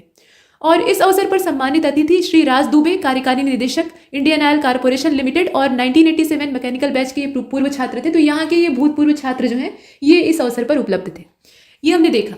अब अगले टॉपिक को देखते हैं। यहाँ आप देखिए NDTV के उत्तर प्रदेश ब्यूरो के कार्यकारी संपादक और वरिष्ठ पत्रकार कमाल खान, इनका 14 जनवरी 2022 को देहावसान हो गया। पत्रकारिता में शानदार योगदान के लिए इन्हें रामनाथ गोयनका पुरस्कार और राष्ट्रपति के द्वारा गणेश शंकर विद्यार्थी पुरस्कार से सम्मानित किया गया था। तो ये एक महत्वपूर्ण चीज़ है। इसके अलावा उत्तर प्रदेश को डिजिटलीकरण और ई गवर्नेंस के क्षेत्र में हासिल उपलब्धियों के लिए ई गवर्नेंस के विभिन्न क्षेत्रों के 5 प्रतिष्ठित पुरस्कारों से सम्मानित किया गया है। इसमें से 2 को उच्च शिक्षा के इसमें से 2 पुरस्कार जो है, कुल टोटल इनकी संख्या कितनी है? 5 है। 2 पुरस्कार जो है वो उच्च शिक्षा विभाग को दिए गए हैं और यह पुरस्कार 23 जनवरी 2022 को MNIT प्रयागराज में एक समारोह में प्रदान किए गए। मुख्यमंत्री के लिए यूपी दर्पण डैशबोर्ड को उत्कृष्टता पुरस्कार के लिए चुना गया है और उच्च शिक्षा विभाग को नया कॉलेज पाठ्यक्रम खोलने के लिए ऑनलाइन एफिलिएशन पोर्टल और डिजिटल लाइब्रेरी प्रोजेक्ट के लिए SIG ई गवर्नेंस पुरस्कार 2021 प्राप्त हुआ है। तो ये अवार्ड जो दिए जाते हैं ये आपको पता होना चाहिए किसको दिए गए हैं और किस लिए दिए गए हैं। अब इसके बाद अगला जो पॉइंट है, यहाँ आप देख रहे हैं हाल ही में उत्तर प्रदेश को राष्ट्रीय जल पुरस्कार 2020 के सर्वश्रेष्ठ राज्य की श्रेणी का प्रथम पुरस्कार प्राप्त हुआ है और इस वर्ष उत्तर प्रदेश जिला श्रेणी में मतलब उत्तर प्रदेश की जो जिला श्रेणी है उसमें अगर देखा जाए तो उत्तर प्रदेश के मुजफ्फरनगर जिले को यह अवार्ड दिया गया, जबकि वाराणसी के बलुआ ने सर्वश्रेष्ठ ग्राम पंचायत उत्तर क्षेत्र का पुरस्कार जीता है। तो जिले के तौर पे मुजफ्फरनगर है और वाराणसी का जो बलुआ है वो ग्राम पंचायत के तौर पे सर्वश्रेष्ठ पुरस्कार से सम्मानित हुआ है। इसके बाद अगला वाला हमारा टॉपिक जो है उसको देखते हैं। तो school of medical research and technology IIT Kanpur चिकित्सा विज्ञान और प्रौद्योगिकी के विभिन्न क्षेत्रों में अंतर विषय शिक्षण और अनुसंधान के एक मंच ने दुनिया के सबसे उन्नत कृत्रिम हृदय को, या जो आर्टिफिशियल हार्ट है, उसको विकसित करने के लिए एक चुनौती आधारित कार्यक्रम हृदय यंत्र के शुभारंभ की घोषणा की है, जो कि बहुत महत्वाकांक्षी है, आर्टिफिशियल हार्ट बनाना, और एक लेफ्ट वेंट्रिकुलर असिस्ट डिवाइस के तौर पर इसे देखा जा रहा है। तो ये एक टॉपिक है। इसके बाद अगले वाले मुद्दे को देखते हैं। यहाँ तक हमने देखा।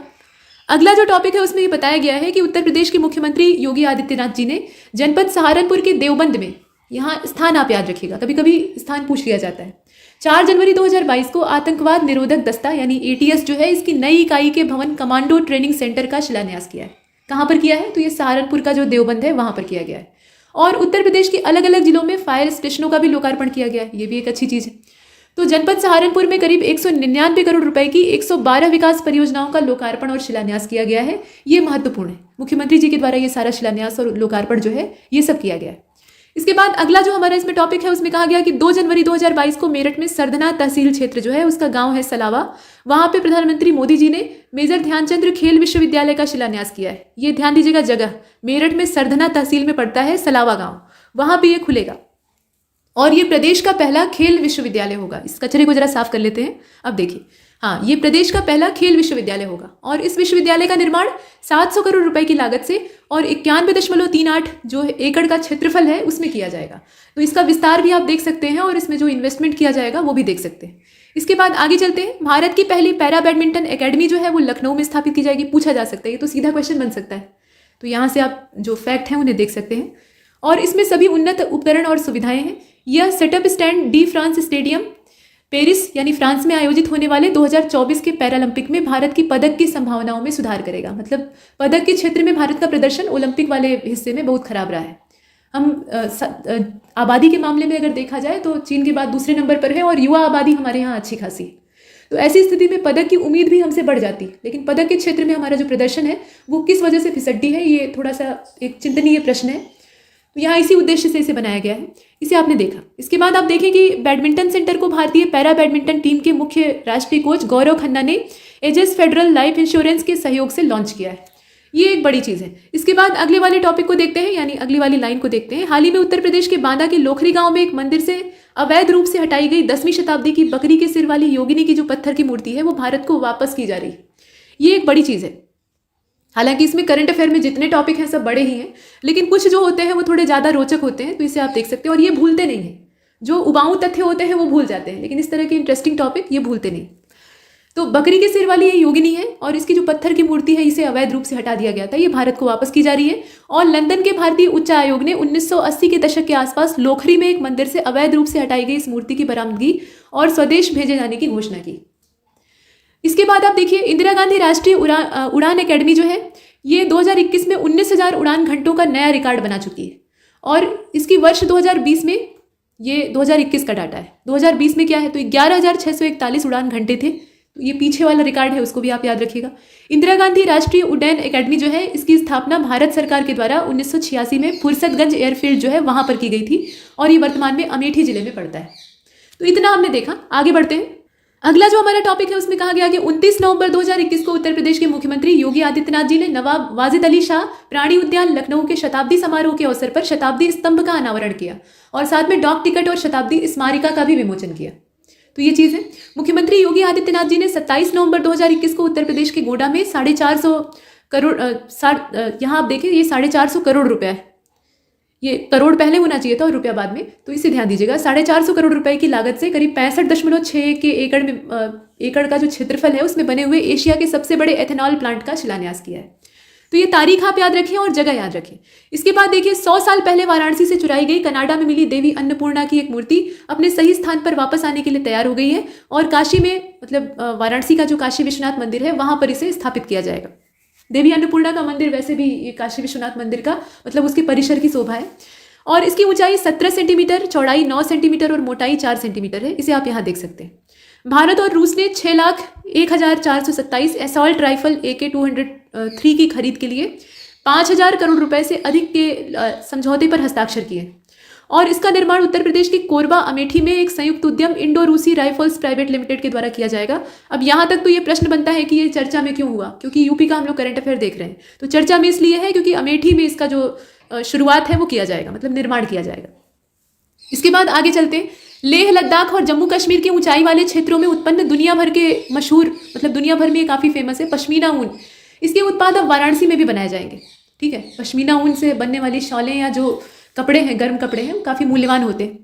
तो अब वाराणसी में भी इसका उत्पादन होगा, इसे वाराणसी में बुना जाएगा और कच्ची पश्मीना ऊन के प्रसंस्करण के साथ इसे ऊनी कपड़े में तब्दील किया जाएगा। विरासत में प्राप्त पश्मीना बुनाई शिल्प को जम्मू कश्मीर के बाहर पेश करने और अनूठी कला से देश के जो शेष कारीगर हैं उन्हें परिचित कराने का ये अच्छा प्रयास है, मतलब पहला प्रयास।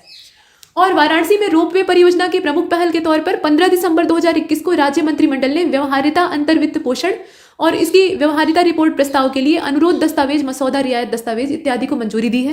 तो ये आप देखें, और ये उतना इंपॉर्टेंट नहीं है, सबसे ज़्यादा महत्वपूर्ण ये है कि 3.65 किलोमीटर की ये परियोजना है जो कि वाराणसी कैंट से शुरू होकर साजन तिराहा और रथ यात्रा होते हुए चर्च क्रॉसिंग तक जाएगी। तो इसका जो रूट है ना वो आपको पता होना चाहिए।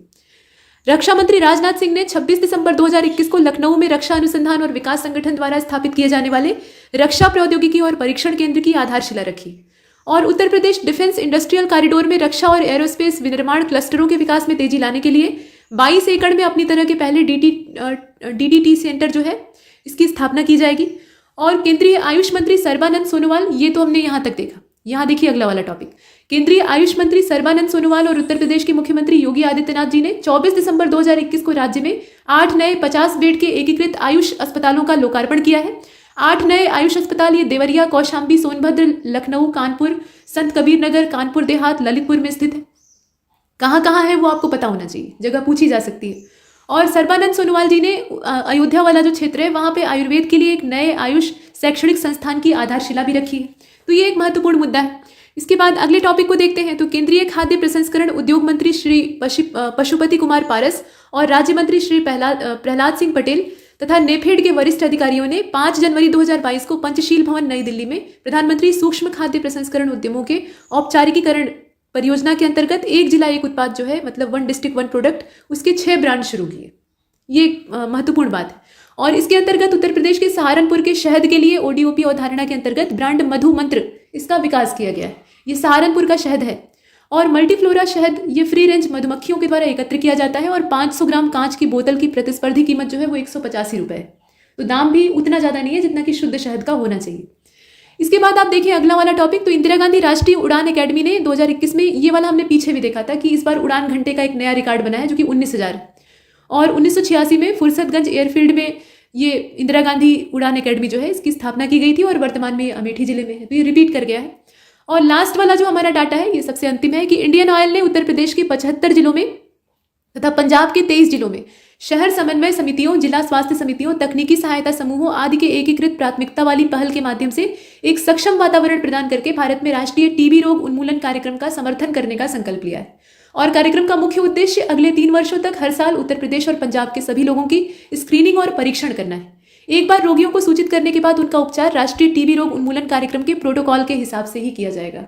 तो यहाँ तक हमने ये करंट अफेयर के 1 लाइनर और पैराग्राफ वाले जो फैक्ट हैं उन्हें कवर किया है। उम्मीद है कि ये वीडियो आपको उतना ही लाभ देगा जिस अपेक्षा से हमने इसे बनाया है।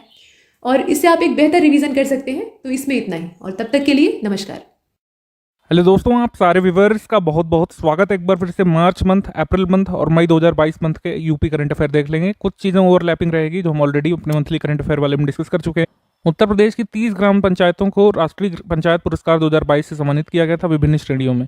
30 पंचायतें, दो जिलों को 3 क्षेत्र पंचायतों का चयन किया गया था। तो मुख्यतः हम क्या ध्यान रखेंगे इसमें, जिन जिलों में आती हैं पंचायतें जिनको सम्मानित किया गया है उनके नाम पूछे जाने की संभावना है हमारे एग्जाम में। जैसे जालौन के डकौर प्रखंड के रामपुरा गांव को बाल परिवार ग्राम पंचायत पुरस्कार 2022 दिया गया है। बरेली जिले में जो अंतापुर ग्राम पंचायत है इसको ग्राम पंचायत विकास योजना पुरस्कार दिया गया है। नानाजी देशमुख राष्ट्रीय गौरव ग्राम सभा पुरस्कार सिद्धार्थनगर जिले में हंसरुदी अवसनपुर ग्राम पंचायत को दिया गया ये पुरस्कार। और दीनदयाल उपाध्याय पंचायत सशक्तिकरण पुरस्कार जालौन और मिर्जापुर की 2 जिला पंचायतों को, 3 क्षेत्र पंचायतों को, 20 ग्राम पंचायतों को विभिन्न श्रेणियों में दिया गया है।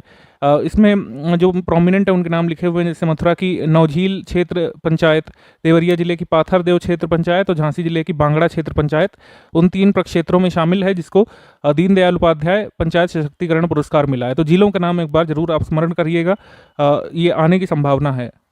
5वां विमेन ट्रांसफॉर्मिंग इंडिया अवार्ड ये दिया गया है 2021 वर्ष के लिए। आज़ादी के अमृत महोत्सव के थीम के तहत 75 महिलाओं को इसमें दिया गया है। उत्तर प्रदेश की जो महिलाएं शामिल हैं उनको देख लेते हैं हम लोग। उत्तर प्रदेश की 5 महिलाएं शामिल हैं। गौरी गोपाल अग्रवाल ये मुजफ्फरनगर से हैं, निमिषा वर्मा लखनऊ से, समीना बानो लखनऊ से, स्वाति पांडे लखनऊ से और प्राची कौशिक मथुरा से। तो ये उत्तर प्रदेश की महिलाएं हैं जिनको विमेन ट्रांसफॉर्मिंग इंडिया अवार्ड दिया गया है।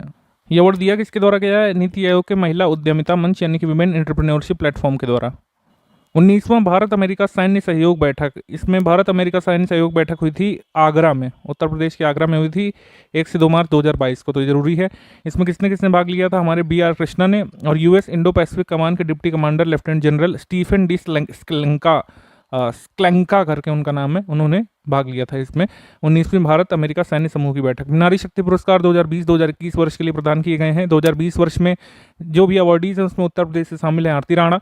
इन्हें पुरस्कार वंचित और आदिवासी महिलाओं के लिए उनके द्वारा किए गए असाधारण कार्य के लिए दिया गया है। हिंदी साहित्य के माध्यम से शोषित वर्ग को मुख्य धारा से जोड़ने के कार्य के लिए नीरजा माधव को, जो कि वाराणसी उत्तर प्रदेश से हैं, इनको नारी शक्ति पुरस्कार 2021 वर्ष का मिला है। 2020 वर्ष के लिए आरती राणा खीरी उत्तर प्रदेश से, 2021 वर्ष के लिए नीरजा माधव वाराणसी उत्तर प्रदेश से। गोरखपुर लिंक एक्सप्रेस वे बन रहा है, अभी कंप्लीट टाइम हुआ है। इसकी लंबाई जो है करीब इतनी है 91.352 किलोमीटर। गोरखपुर बाईपास पर जैतपुर ग्राम के निकट शुरू होगा। खत्म कहाँ पर होगा? सालारपुर जनपद आजमगढ़ में, पूर्वांचल एक्सप्रेस वे पर। 4 जनपद पड़ेंगे, गोरखपुर, आजमगढ़, अम्बेडकर नगर, संत कबीर नगर। तो ये हो गया Gorakhpur link express way. Agra प्रवेश नियंत्रित एक्सप्रेस वे परियोजना, एक्सप्रेस वे पर करीब 13 दीर्घ सेतु का निर्माण किया गया है। इसको काफ़ी हाईलाइट किया जा रहा है उत्तर प्रदेश की न्यूज़ में। ये प्रवेश नियंत्रित 6 लेन वाला होगा जिसको आगे जाकर के 8 लेन में विस्तार किया जा सकता है। और ये express way Agra inner ring road से प्रारंभ होकर के फिरोजाबाद, मैनपुरी, इटावा, औरैया, कन्नौज, हरदोई, कानपुर नगर, उन्नाव होते हुए लखनऊ के मोहान रोड ग्राम सरोसा भरोसा पर समाप्त होता है। तो जिन जिलों से गुजरता है उनका नंबर आपको ध्यान रखना है। ये इतना काफ़ी होगा इसके लिए। और लंबाई करीब ध्यान रखनी है, लंबाई से क्वेश्चन आ जाते हैं कभी कभी। तो लंबाई है इसकी 302.222 किलोमीटर। इसके बाद स्वच्छ सर्वेक्षण 2021। स्वच्छ सर्वेक्षण 2021 बड़ा जरूरी हो रहा है। आरओ मेंस के पेपर में 2-3 सवाल आए इससे, और ACF मेंस में तो हद ही कर दी। केवल स्वच्छ सर्वेक्षण से 7 सवाल पूछे गए थे। तो UPPCS में पूछेंगे कि नहीं, ये यहाँ पर सवाल रहेगा, लेकिन मेरे हिसाब से नहीं पूछेंगे। इतना ज़्यादा UPPCS नहीं खींचता है किसी टॉपिक को, लेकिन फिर भी हम कोई स्टोन अनटर्न नहीं रखेंगे। हम देखेंगे यहाँ पे 100 शहरी स्थानीय निकायों से अधिक की श्रेणी वाले राज्यों में उत्तर प्रदेश को 6वां स्थान मिला था। यह भी पूछा गया था आरओ मेंस में। 10 लाख से अधिक जनसंख्या की श्रेणी में जो 20 शहर थे उसमें उत्तर प्रदेश के 2 शहरों का नाम शामिल किया गया था। लखनऊ 12वें पर 20 में से, गाजियाबाद 18वें पर। 10 लाख से अधिक जनसंख्या श्रेणी में उत्तर प्रदेश का स्थान 21वां, आगरा का 24वां, प्रयागराज का 26वां, मेरठ का 27वां, वाराणसी का 30वां था। गंगा नगरों यानी गंगा टाउन्स की रैंकिंग में 1 लाख से अधिक जनसंख्या वाले गंगा के किनारे स्थित टाउन्स में उत्तर प्रदेश के वाराणसी को शीर्ष स्थान प्राप्त हुआ और कानपुर को 4थे पर। 1 लाख से कम आबादी वाले गंगा टाउन की कैटेगरी में उत्तर प्रदेश के कन्नौज को प्रथम स्थान मिला और बिजनौर दूसरे स्थान पर था। ठीक, तो ये बात हो गई उत्तर प्रदेश की। बाकी इंडिया लेवल पे हमने आपको बता दिया है कि 100 शहरी स्थानीय निकायों से अधिक वाली श्रेणी में छत्तीसगढ़ है, और बाकी ये सब हमने आपको बता दिया। यहाँ पर उत्तर प्रदेश करंट अफेयर की बात करेंगे, वरना अननेसेसरली वीडियो बहुत लंबा हो जाएगा। मई 2022 में नेशनल स्किल डेवलपमेंट कॉर्पोरेशन और UAE के DP वर्ल्ड के बीच एक समझौता हुआ है। उसके तहत उत्तर प्रदेश के वाराणसी में स्किल इंडिया इंटरनेशनल सेंटर की स्थापना की जाने वाली है। मई बंद करंट अफेयर में हमने आपको बताया था। हरियाणा की हॉकी टीम ने झारखंड की हॉकी टीम को हरा करके इम्फाल में हुए हॉकी इंडिया सब जूनियर महिला राष्ट्रीय चैंपियनशिप जीती थी। इसी चैंपियनशिप में उत्तर प्रदेश की हॉकी टीम ने मध्य प्रदेश को हरा करके तीसरा स्थान प्राप्त किया था। उत्तर प्रदेश में ऑपरेशन कायाकल्प चलता है, वर्ष 2019 में शुरू किया गया था। इसका उद्देश्य है काउंसिल स्कूल्स जो उत्तर प्रदेश में जो परिषदीय विद्यालय हैं 1.33 लाख, इसमें अध्ययनरत करीब इतने बच्चों को आधुनिक सुविधाओं से युक्त करना है और स्वच्छ सुरक्षित वातावरण उपलब्ध करवाना है। इसके तहत कई सारे इनिशिएटिव लिए जाते रहते हैं सरकार के द्वारा। जैसे अभी कहा गया था कुछ दिन पहले कि ऑपरेशन कायाकल्प के तहत जितने भी गेस्टेड ऑफिसर हैं उनको परिषदीय स्कूलों को गोद लेना होगा और उनका कायाकल्प करना होगा, मतलब डेवलपमेंट करना होगा। हाल ही में उत्तर प्रदेश ने माइन मित्र ऐप जारी किया था, पोर्टल। माइन मित्र पोर्टल के माध्यम से खनिज प्रबंधन सेवाओं के माध्यम से ट्रांजिट पास जारी किए गए थे और इससे काफ़ी रेवेन्यू जनरेट किया था सरकार ने, और काफ़ी हद तक अवैध खनन या फिर जो अवैध ट्रांजिट होते थे, मिनरल्स एक्सट्रैक्ट करके बिना टैक्स दिए लोग भाग जाते थे, उससे थोड़ा सा यहाँ पर निजात मिली। उत्तर प्रदेश को प्लास्टिक कचरे से मुक्त करने के लिए ये कहा गया है कि उत्तर प्रदेश भर में 250 स्थानों पर प्लास्टिक वेस्ट कलेक्शन सेंटर यानी कि प्लास्टिक कचरे के संग्रह केंद्र स्थापित किए जाएंगे।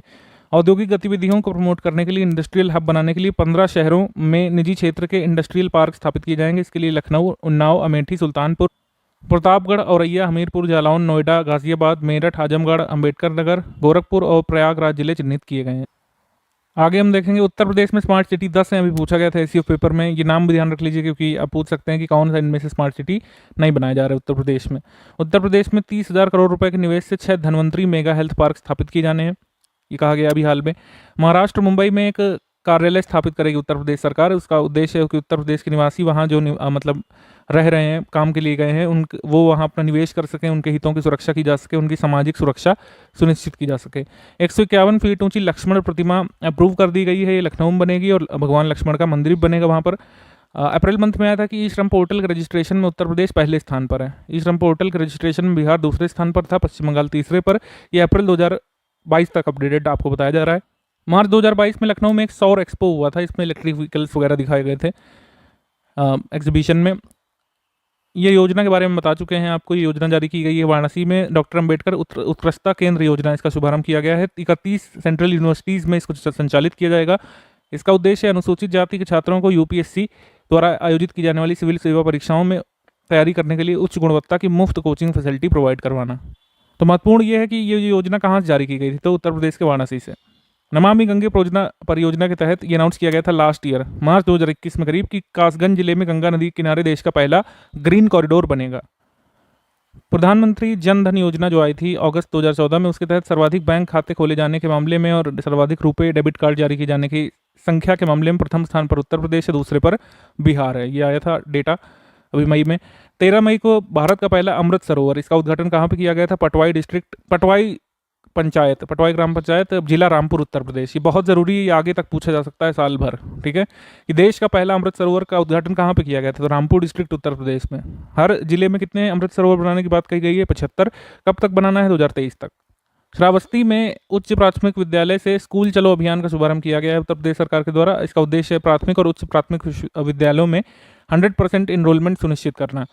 उत्तर प्रदेश की मुख्यमंत्री श्री आनंदीबेन पटेल ने जो है टीबी डे के दिन, वैश्विक टीबी दिवस के दिन, step up to end TB 2022 initiative का वर्चुअल तरीके से उद्घाटन किया था। ये क्योंकि ये उत्तर प्रदेश की राज्यपाल हैं इस समय, इस वजह से हमने इस न्यूज़ को देखा। सैनिक स्कूल मैनपुरी का नाम बदल करके रखा जाएगा बिपिन रावत के नाम पर। हमारे चीफ ऑफ डिफेंस स्टाफ जो नहीं रहे एक्सीडेंट में, आपको पता है, तो जनरल बिपिन रावत के नाम पर मैनपुरी में सैनिक स्कूल का नाम रखा जाएगा। हालांकि बिपिन रावत का संबंध उत्तर प्रदेश से नहीं है, ये उत्तर प्रदेश के नहीं है, उत्तर प्रदेश में जन्मे नहीं है, उत्तराखंड से हैं। उत्तर प्रदेश सरकार द्वारा बागवानी और खाद्य प्रसंस्करण उद्योग को प्रमोट करने के लिए अगले 5 सालों में 75 जिलों में उत्कृष्टता केंद्र, मिनी उत्कृष्टता केंद्र, हाईटेक नर्सरी स्थापित किए जाने वाले हैं। भातखंडे संगीत महाविद्यालय को सांस्कृतिक विश्वविद्यालय का दर्जा प्रदान किया गया है, यानी कल्चरल यूनिवर्सिटीज़ का। उत्तर प्रदेश के प्रत्येक जिले में दवाओं की उपलब्धता सुनिश्चित करने के लिए प्रदेश के प्रत्येक जिले में ड्रग वेयर हाउस स्थापित किए जाएंगे। उत्तर प्रदेश ने सेवानिवृत्त कर्मचारियों के लिए पारदर्शी और परेशानी मुक्त पेंशन की वितरण सुविधा के लिए मजदूर दिवस के दिन ई पेंशन पोर्टल शुरू किया था 1 मई 2022 को। उत्तर प्रदेश के बहराइच डिस्ट्रिक्ट में, जिसकी सीमा नेपाल से लगती है, यहाँ पर 4 गांवों को अभी रेवेन्यू विलेज यानी राजस्व गांव घोषित किया था। ये हैं भवानीपुर, तेढ़िया, ढाकिया और बिछिया। भवानीपुर, तेढ़िया, ढाकिया, बिछिया, ये कहाँ आते हैं? बहराइच में। उत्तर प्रदेश के पीलीभीत में 17 से 19 नवंबर तक 3 दिवसीय बांसुरी महोत्सव का आयोजन किया और दुनिया की सबसे लंबी बांसुरी को यहाँ पे दिखाया गया और सबसे लंबी बांसुरी का रिकॉर्ड भी यहाँ पे दर्ज किया गया पीलीभीत में। Pilibhit one district one product में किस प्रोडक्ट के लिए जाना जाता है, ये आप जल्दी से कमेंट करके बताएंगे। नोएडा ग्रीनफील्ड अंतर्राष्ट्रीय हवाई अड्डा जो है, इसको नेट जीरो कार्बन उत्सर्जन वाले हवाई अड्डे बनाने की दिशा में डेवलप किया जा रहा है। सितंबर अक्टूबर 2024 तक ऑपरेशनल हो सकता है और देश का पहला, ये हमारा पहला शून्य शुद्ध उत्सर्जन या फिर पहला नेट जीरो वाला हवाई अड्डा होगा। नोएडा के पास यमुना एक्सप्रेस पे औद्योगिक प्राधिकरण के साथ मिलकर के एक इलेक्ट्रॉनिक पार्क की स्थापना करने की मंजूरी मिल गई है। महिलाओं को कोविड रोधी टीकाकरण के प्रति जागरूक करने के लिए उत्तर प्रदेश ने पिंक बूथ सुविधा शुरू की थी, जिसमें केवल महिलाओं का ही टीकाकरण किया गया था। बाराबंकी जिले में यहाँ पर बनाया जाएगा एक रामायण संग्रहालय और सांस्कृतिक केंद्र। यहाँ पर जमीन देख ली गई है भवनियापुर खेवली में, ये पार्ट है बाराबंकी डिस्ट्रिक्ट का। लखनऊ से अयोध्या के बीच पड़ता है, तो इसी वजह से वहाँ पर रामायण संग्रहालय और सांस्कृतिक केंद्र बनाया जाएगा। गीता प्रेस गोरखपुर के पूर्व अध्यक्ष राधेश्याम खेमका को मरणोपरांत पद्म विभूषण मिला है 2022 में। 25 फरवरी से 3 मार्च उत्तर प्रदेश के कानपुर जिले में गैंजेस क्लब द्वारा MPL 58वें राष्ट्रीय शतरंज प्रतियोगिता का आयोजन हुआ था। DRDO ने भारतीय प्रौद्योगिकी संस्थान दिल्ली के सहयोग से पहली बार प्रयागराज और विंध्याचल के बीच 100 किलोमीटर से अधिक दूरी के बीच भारत की पहली स्वदेशी रूप से निर्मित टेक्निक क्वांटम कुंजी वितरण यानी क्वांटम की डिस्ट्रीब्यूशन लिंक का सफलतापूर्वक परीक्षण किया था। ये ध्यान रखिएगा, देश में पहली बार इसका परीक्षण किया गया था। कहाँ से? प्रयागराज विंध्याचल के बीच। नितिन गडकरी ने उत्तर प्रदेश में 7 ग्रीनफील्ड एक्सप्रेसवे बनाए जाने की परियोजना की घोषणा की थी। कुत्तों के अंतिम संस्कार के लिए गाजियाबाद में उत्तर प्रदेश का पहला क्रिमेटोरियम बनाया गया है डॉग्स के लिए। फरवरी 2022 में मुख्यमंत्री आदित्यनाथ जी के द्वारा गोरखपुर में मीडिया सेंटर का उद्घाटन किया गया। IIT कानपुर में ड्रोन ऑपरेटर प्रशिक्षण कोर्स का आरंभ किया जाएगा, ठीक है। और टीच नामक एक online studies management software launch किया IIT कानपुर में, जिसके तहत क्या है कि शिक्षक विद्यार्थियों के मैसेज के आधार पर उनका क्लास वर्क, होमवर्क या फिर असाइनमेंट चेक कर सकेंगे।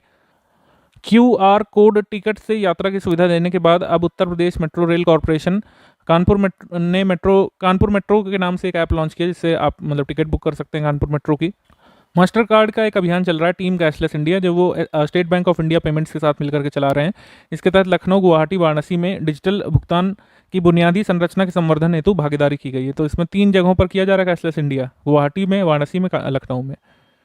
उत्तर प्रदेश क्रिकेट एसोसिएशन के नए अध्यक्ष के रूप में JK सीमेंट के वाइस चेयरपर्सन निधिपत सिंघानिया को नियुक्त किया गया है। सचिव पद पर फिरोजाबाद के प्रदीप गुप्ता को नियुक्त किया गया है। इलाहाबाद उच्च न्यायालय ने आदेश दिया है कि हिंदू दत्तक और भरण पोषण अधिनियम 1956 के तहत एकल माता पिता यानी सिंगल पेरेंट भी बच्चे को गोद ले सकेंगे और वैवाहिक प्रमाण पत्र देने की आवश्यकता नहीं होगी। इलाहाबाद हाईकोर्ट का निर्णय है, इस वजह से हम इसको देखेंगे। उत्तर प्रदेश के प्रयागराज में TB रोग की रोकथाम के लिए फील्डी ऐप शुरू किया गया है। प्रज्वला नामक एक एसिड प्रूफ बॉडी प्रोटेक्टर बनाया गया है उत्तर प्रदेश महिला कर्मियों के लिए। मतलब कि अगर हिंसक भीड़ एसिड वगैरह फेंक देती है अगर बाई चांस, तो प्रज्वला नामक जो बॉडी प्रोटेक्टर है वो महिलाओं की रक्षा करेगा, महिला कांस्टेबलों की। कायाकल्प अवार्ड स्कीम 2021-22 के तहत जिला चिकित्सालय मुजफ्फरपुर ने पहला स्थान प्राप्त किया है। महिला चिकित्सालय मुजफ्फरपुर ने कायाकल्प अवार्ड स्कीम 2021-22 के तहत पहला स्थान प्राप्त किया है। सौभाग्य योजना के तहत सौर आधारित स्टैंड अलोन सिस्टम के माध्यम से सर्वाधिक घरों में विद्युतीकरण किया गया है। कहाँ पर? राजस्थान में। इसके बाद छत्तीसगढ़ है और तीसरे पर उत्तर प्रदेश है। तो सौभाग्य योजना के तहत, जो कि सितंबर मंथ 2017 में आई थी, इसके तहत जो सौर आधारित स्टैंड अलोन सिस्टम लगाए जा रहे हैं, उससे होने वाले इलेक्ट्रिफिकेशन के मामले में फर्स्ट पर है राजस्थान। जाहिर सी बात है, क्योंकि वहाँ पर बहुत ज़्यादा स्कोप है सोलर का। और उसके बाद छत्तीसगढ़ है, तीसरे पर उत्तर प्रदेश है, ध्यान रख सकते हैं। Skoch state of governance index और रैंकिंग आई थी, इसमें लगातार दूसरी बार आंध्र प्रदेश पहले स्थान पर था, उत्तर प्रदेश 7वें स्थान पर था, ध्यान रखिएगा 7वें पर। प्राइम मिनिस्टर्स एक्सीलेंस अवार्ड कई सारे हमने आपको बताया, लेकिन और भी अब धीरे धीरे सामने आ रहे हैं। जैसे उत्तर प्रदेश के सिद्धार्थनगर जिला प्रशासन को काला नमक चावल के संवर्धन के प्रयासों के लिए लोक प्रशासन में उत्कृष्टता के लिए प्रधानमंत्री का पुरस्कार मिला था। पुतुल उत्सव यानी पपेट्री फेस्टिवल का आयोजन हुआ था, कहाँ पर? वाराणसी में। रामनाथ कोविंद जी ने तीसरे राष्ट्रीय जल पुरस्कार के विजेताओं को सम्मानित किया था, इसमें उत्तर प्रदेश, राजस्थान, तमिलनाडु राज्य जो है ये पहले, दूसरे, तीसरे पर थे। नॉर्थ जोन में जो फर्स्ट डिस्ट्रिक्ट था वो कौन सा था? मुजफ्फरनगर था। और बलुआ ग्राम सभा जो है ये उत्तर जोन में, वाराणसी डिस्ट्रिक्ट में जो है, ये सर्वश्रेष्ठ ग्राम पंचायत में तीसरा पुरस्कार मिला है। ये हमने मंथली करंट अफेयर में बताया हुआ है, बस हम उन चीज़ों को हाईलाइट कर रहे हैं जो उत्तर प्रदेश से स्पेसिफिकली एसोसिएटेड है। उत्तर प्रदेश ने 5 साल तक की उम्र के बच्चों को पोलियो से बचाने के लिए मुख्यमंत्री योगी आदित्यनाथ जी ने गोरखपुर में पल्स पोलियो अभियान शुरू किया था मार्च 2022 में। देबाशीष पांडा भारतीय बीमा विनियामक और विकास प्राधिकरण यानी IRDAI के अध्यक्ष बने हाल में, और ये आईएएस में उत्तर प्रदेश कैडर से हैं, ध्यान रख सकते हैं। कम्युनिटी रेडियो स्टेशन की शुरुआत की है केजीएमयू हॉस्पिटल ने और भारत का पहला कम्युनिटी रेडियो स्टेशन है जो किसी भी चिकित्सा संस्थान ने स्थापित किया है। और इसके बाद लखनऊ में 15 दिवसीय भारत महोत्सव 2021 का आयोजन कहाँ पे हुआ था? काशीराम स्मृति उपवन आशियाना लखनऊ में। भारत महोत्सव की थीम थी आत्मनिर्भर भारत की ओर बढ़ते हुए कदम। इंग्लिश मीडियम का जो वीडियो आया है उसमें ये वाला बताना रह गया था कि Uttar Pradesh climate change conference जो है या क्लाइमेट चेंज कॉन्क्लेव जो है ये अक्टूबर मंथ 2021 में कहाँ पे हुई थी? उत्तर प्रदेश में। तो ये लखनऊ में हुई थी, ध्यान रखिएगा, अक्टूबर में हुई थी लखनऊ में। अच्छा हाँ, एक और यहाँ पर डाउट है कि उत्तर प्रदेश जो है वो $1 ट्रिलियन की अर्थव्यवस्था कब बनेगा? कब बनेगा उत्तर प्रदेश $1 ट्रिलियन की इकोनॉमी? इसका आंसर हम क्या लगाएंगे? 2024 लगाएंगे, 2027 लगाएंगे? कोविड के पहले तो ये 2024 ही लक्ष्य था जो आया था आपको बजट 2020-21 में, लेकिन अब ये लक्ष्य बढ़ा दिया गया है इसका दायरा, क्योंकि कोविड की वजह से अर्थव्यवस्था को काफ़ी नुकसान हुआ है, आप जानते हैं। तो अब लक्ष्य जो है 2027 तक है और 2022 से 27 तक का प्लान यहाँ पर बनाया है 1 ट्रिलियन इकोनॉमी बनने के लिए उत्तर प्रदेश ने। तो एग्जाम में अगर आ जाए कि उत्तर प्रदेश $1 ट्रिलियन की अर्थव्यवस्था कब बनेगा, तो ऑप्शन के हिसाब से करेंगे। यदि दोनों ऑप्शन दिए हों तो हम 2027 को मान लेंगे, क्योंकि फिर उत्तर प्रदेश की प्लानिंग कमीशन ने जो है अपना ये प्लान बताया 2022 से 27 तक उत्तर प्रदेश महत्वाकांक्षी लक्ष्य हासिल करना चाहता है $1 ट्रिलियन अर्थव्यवस्था बनने का। एक और फैक्ट ये रहना जाए बता देते हैं आपको कि किस नगर को क्लाइमेट स्मार्ट सिटी के रूप में विकसित किया जाएगा। तो उत्तर प्रदेश में क्लाइमेट स्मार्ट सिटी बनेगा अयोध्या। ठीक है, अयोध्या डेवलप किया जाएगा क्लाइमेट स्मार्ट सिटी के रूप में उत्तर प्रदेश में। तो ये हो गया भारत महोत्सव। उसके बाद आईएसएसएफ की विश्व स्तरीय प्रतियोगिता में मेरठ जिले के सौरभ चौधरी ने पुरुषों की 10 मीटर एयर पिस्टल में स्वर्ण पदक प्राप्त किया था। आनंदीबेन पटेल जो राज्यपाल हैं उत्तर प्रदेश की, उन्होंने शारदा सिन्हा को लोक निर्माता सम्मान 2022 प्रदान किया। आईआईटी कानपुर के रुपेश गोयल ने इंडियन जियोइड मॉडल और कंप्यूटेशन सॉफ्टवेयर विकसित करने के लिए उनके अद्वितीय योगदान के लिए यंग जियो स्पेशियल साइंटिस्ट अवार्ड पुरस्कार जीता। नोएडा के सेक्टर 78 में 12 एकड़ क्षेत्र में एक वेद अरण्य पार्क बनेगा जहां पर वेदों के बारे में लोग जान सकेंगे। मुजफ्फरनगर जनपद निवासी लक्ष्मण सिंह ने 12 विषयों से यूजी सेनेट की परीक्षा पास करके एक नया रिकॉर्ड कायम किया है। इंडिया बुक ऑफ रिकॉर्ड्स में उनका नाम दर्ज किया गया है। वर्ष 2021 के 31वें व्यास सम्मान के लिए असगर वसाहत के नाटक महाबली को चुना गया है। उनकी ये पुस्तक 2021 में प्रकाशित हुई थी। फतेहपुर जिले में 5 जुलाई 1946 को जो है जन्म हुआ था इनका। जामिया इस्लामिया में हिंदी विभाग के प्रोफेसर रहे हैं। अखिल भारतीय महापौर परिषद, इसका सम्मेलन का आयोजन पहली बार कानपुर में हुआ था, ध्यान रखिएगा। 13-14 मई 2022 को कानपुर में हुआ था। इससे पहले 17 दिसंबर 2021 को एक अखिल भारतीय मेयर सम्मेलन हुआ था वाराणसी में। इसकी थीम थी न्यू अर्बन इंडिया। वाराणसी में तुलसी घाट में 5 दिवसीय अंतर्राष्ट्रीय ध्रुपद मेला के 48वें संस्करण का आयोजन किया गया था। तमिलनाडु के कोविलपट्टी में फाइनल हुआ था। चंडीगढ़ को हराकर के उत्तर प्रदेश की टीम ने 11वीं जूनियर राष्ट्रीय पुरुष हॉकी चैंपियनशिप जीत ली थी। ये दिसंबर में हुआ था टूर्नामेंट 2021 में। यमुना एक्सप्रेसवे के किनारे दिल्ली से सटे जेवर में बनने वाले नोएडा ग्रीनफील्ड इंटरनेशनल एयरपोर्ट के पास भारत का पहला मेडिकल डिवाइस पार्क बनाया जाएगा। उत्तर भारत का पहला। भारत में तो 4 बनने वाले हैं, उत्तर भारत में बनेगा नोएडा में, ध्यान रखिएगा। माटी कला बोर्ड का राज्य स्तरीय माटी कला पुरस्कार गोरखपुर के राजन प्रजापति को मिला था। 6 जातियां गोंड, धुनिया, नायक, ओझा, पठारी और राजगोंड, इनको अनुसूचित जाति का दर्जा दिलाने के लिए एक विधेयक लोकसभा में पेश किया गया था।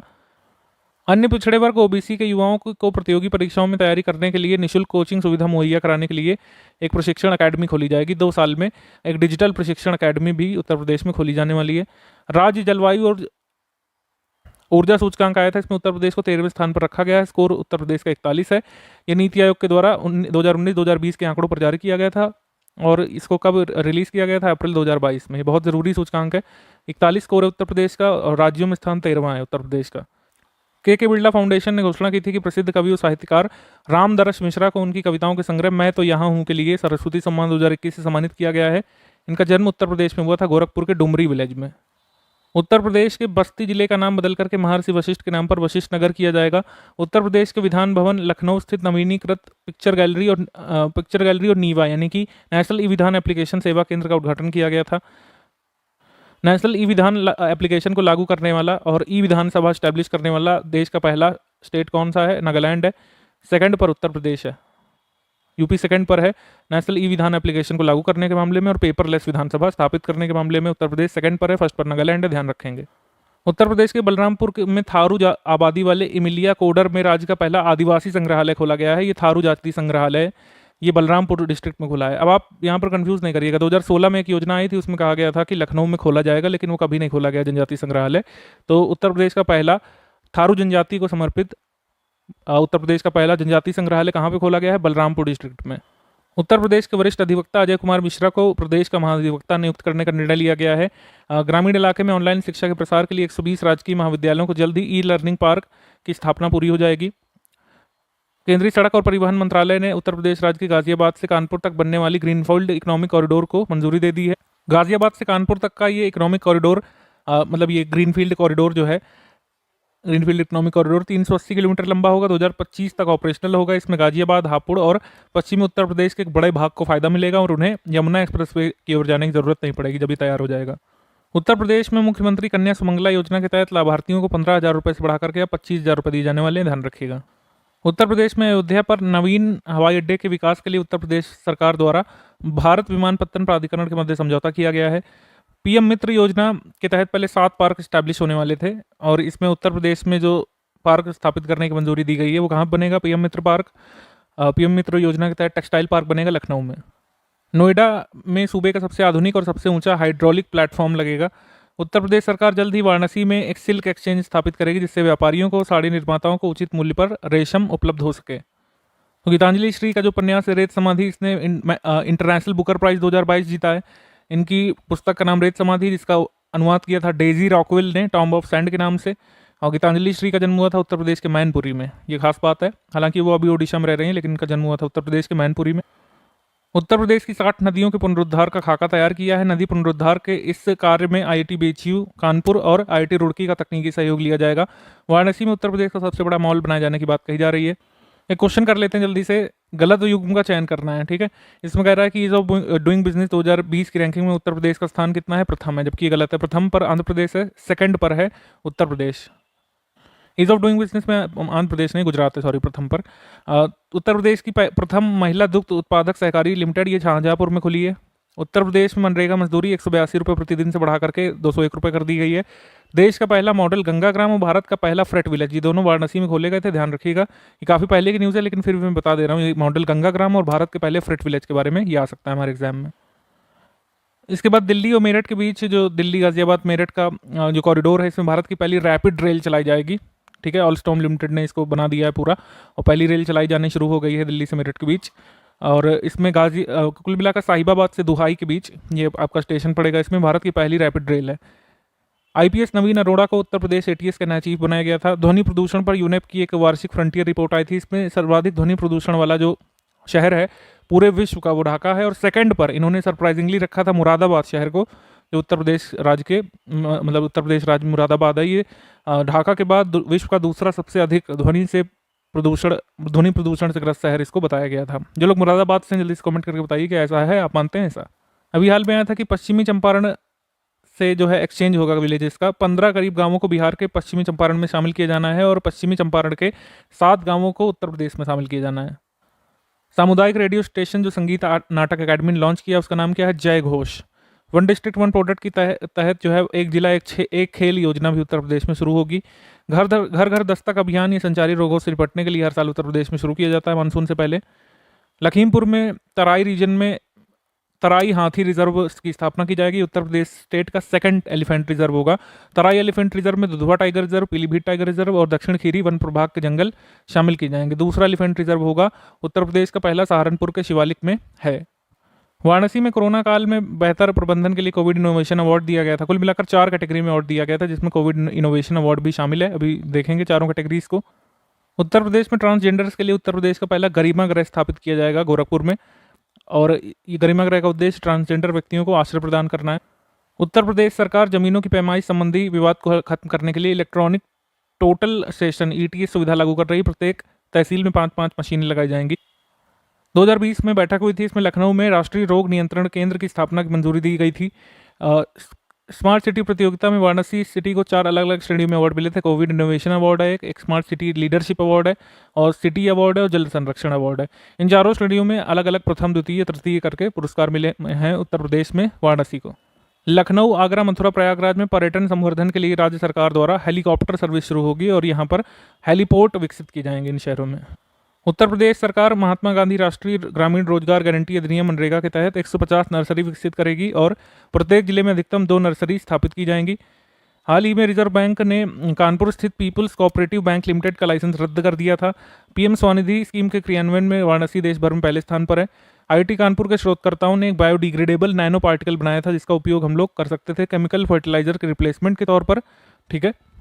प्रयागराज के अंकित कुमार वर्मा को संयुक्त राष्ट्र पर्यावरण कार्यक्रम के द्वारा एक कार्यक्रम चल रहा है, उसके लिए एक क्षेत्रीय राजदूत घोषित किया गया है। तो उत्तर प्रदेश के लिए गर्व की बात है। उत्तर प्रदेश के प्रयागराज में हिंदी साहित्य सम्मेलन के 73वां वार्षिक अधिवेशन का आयोजन हुआ था मार्च में, और 7 बार मार्च में अधिवेशन का आयोजन किया गया है। 27 साल बाद प्रयागराज में हालांकि किया गया था, 111 साल के इतिहास में। भारतीय प्रौद्योगिकी संस्थान यानी IIT की जो स्टार्टअप है इंक्यूबेटेड कंपनी एग्नीस वेस्ट मैनेजमेंट प्राइवेट लिमिटेड के वैज्ञानिकों ने भूमि नाम से स्वचालित कंपोस्टिंग मशीन विकसित की है, जो महज 10 से 20 दिनों में कचरे को मैन्योर यानी खाद में बदल देगी।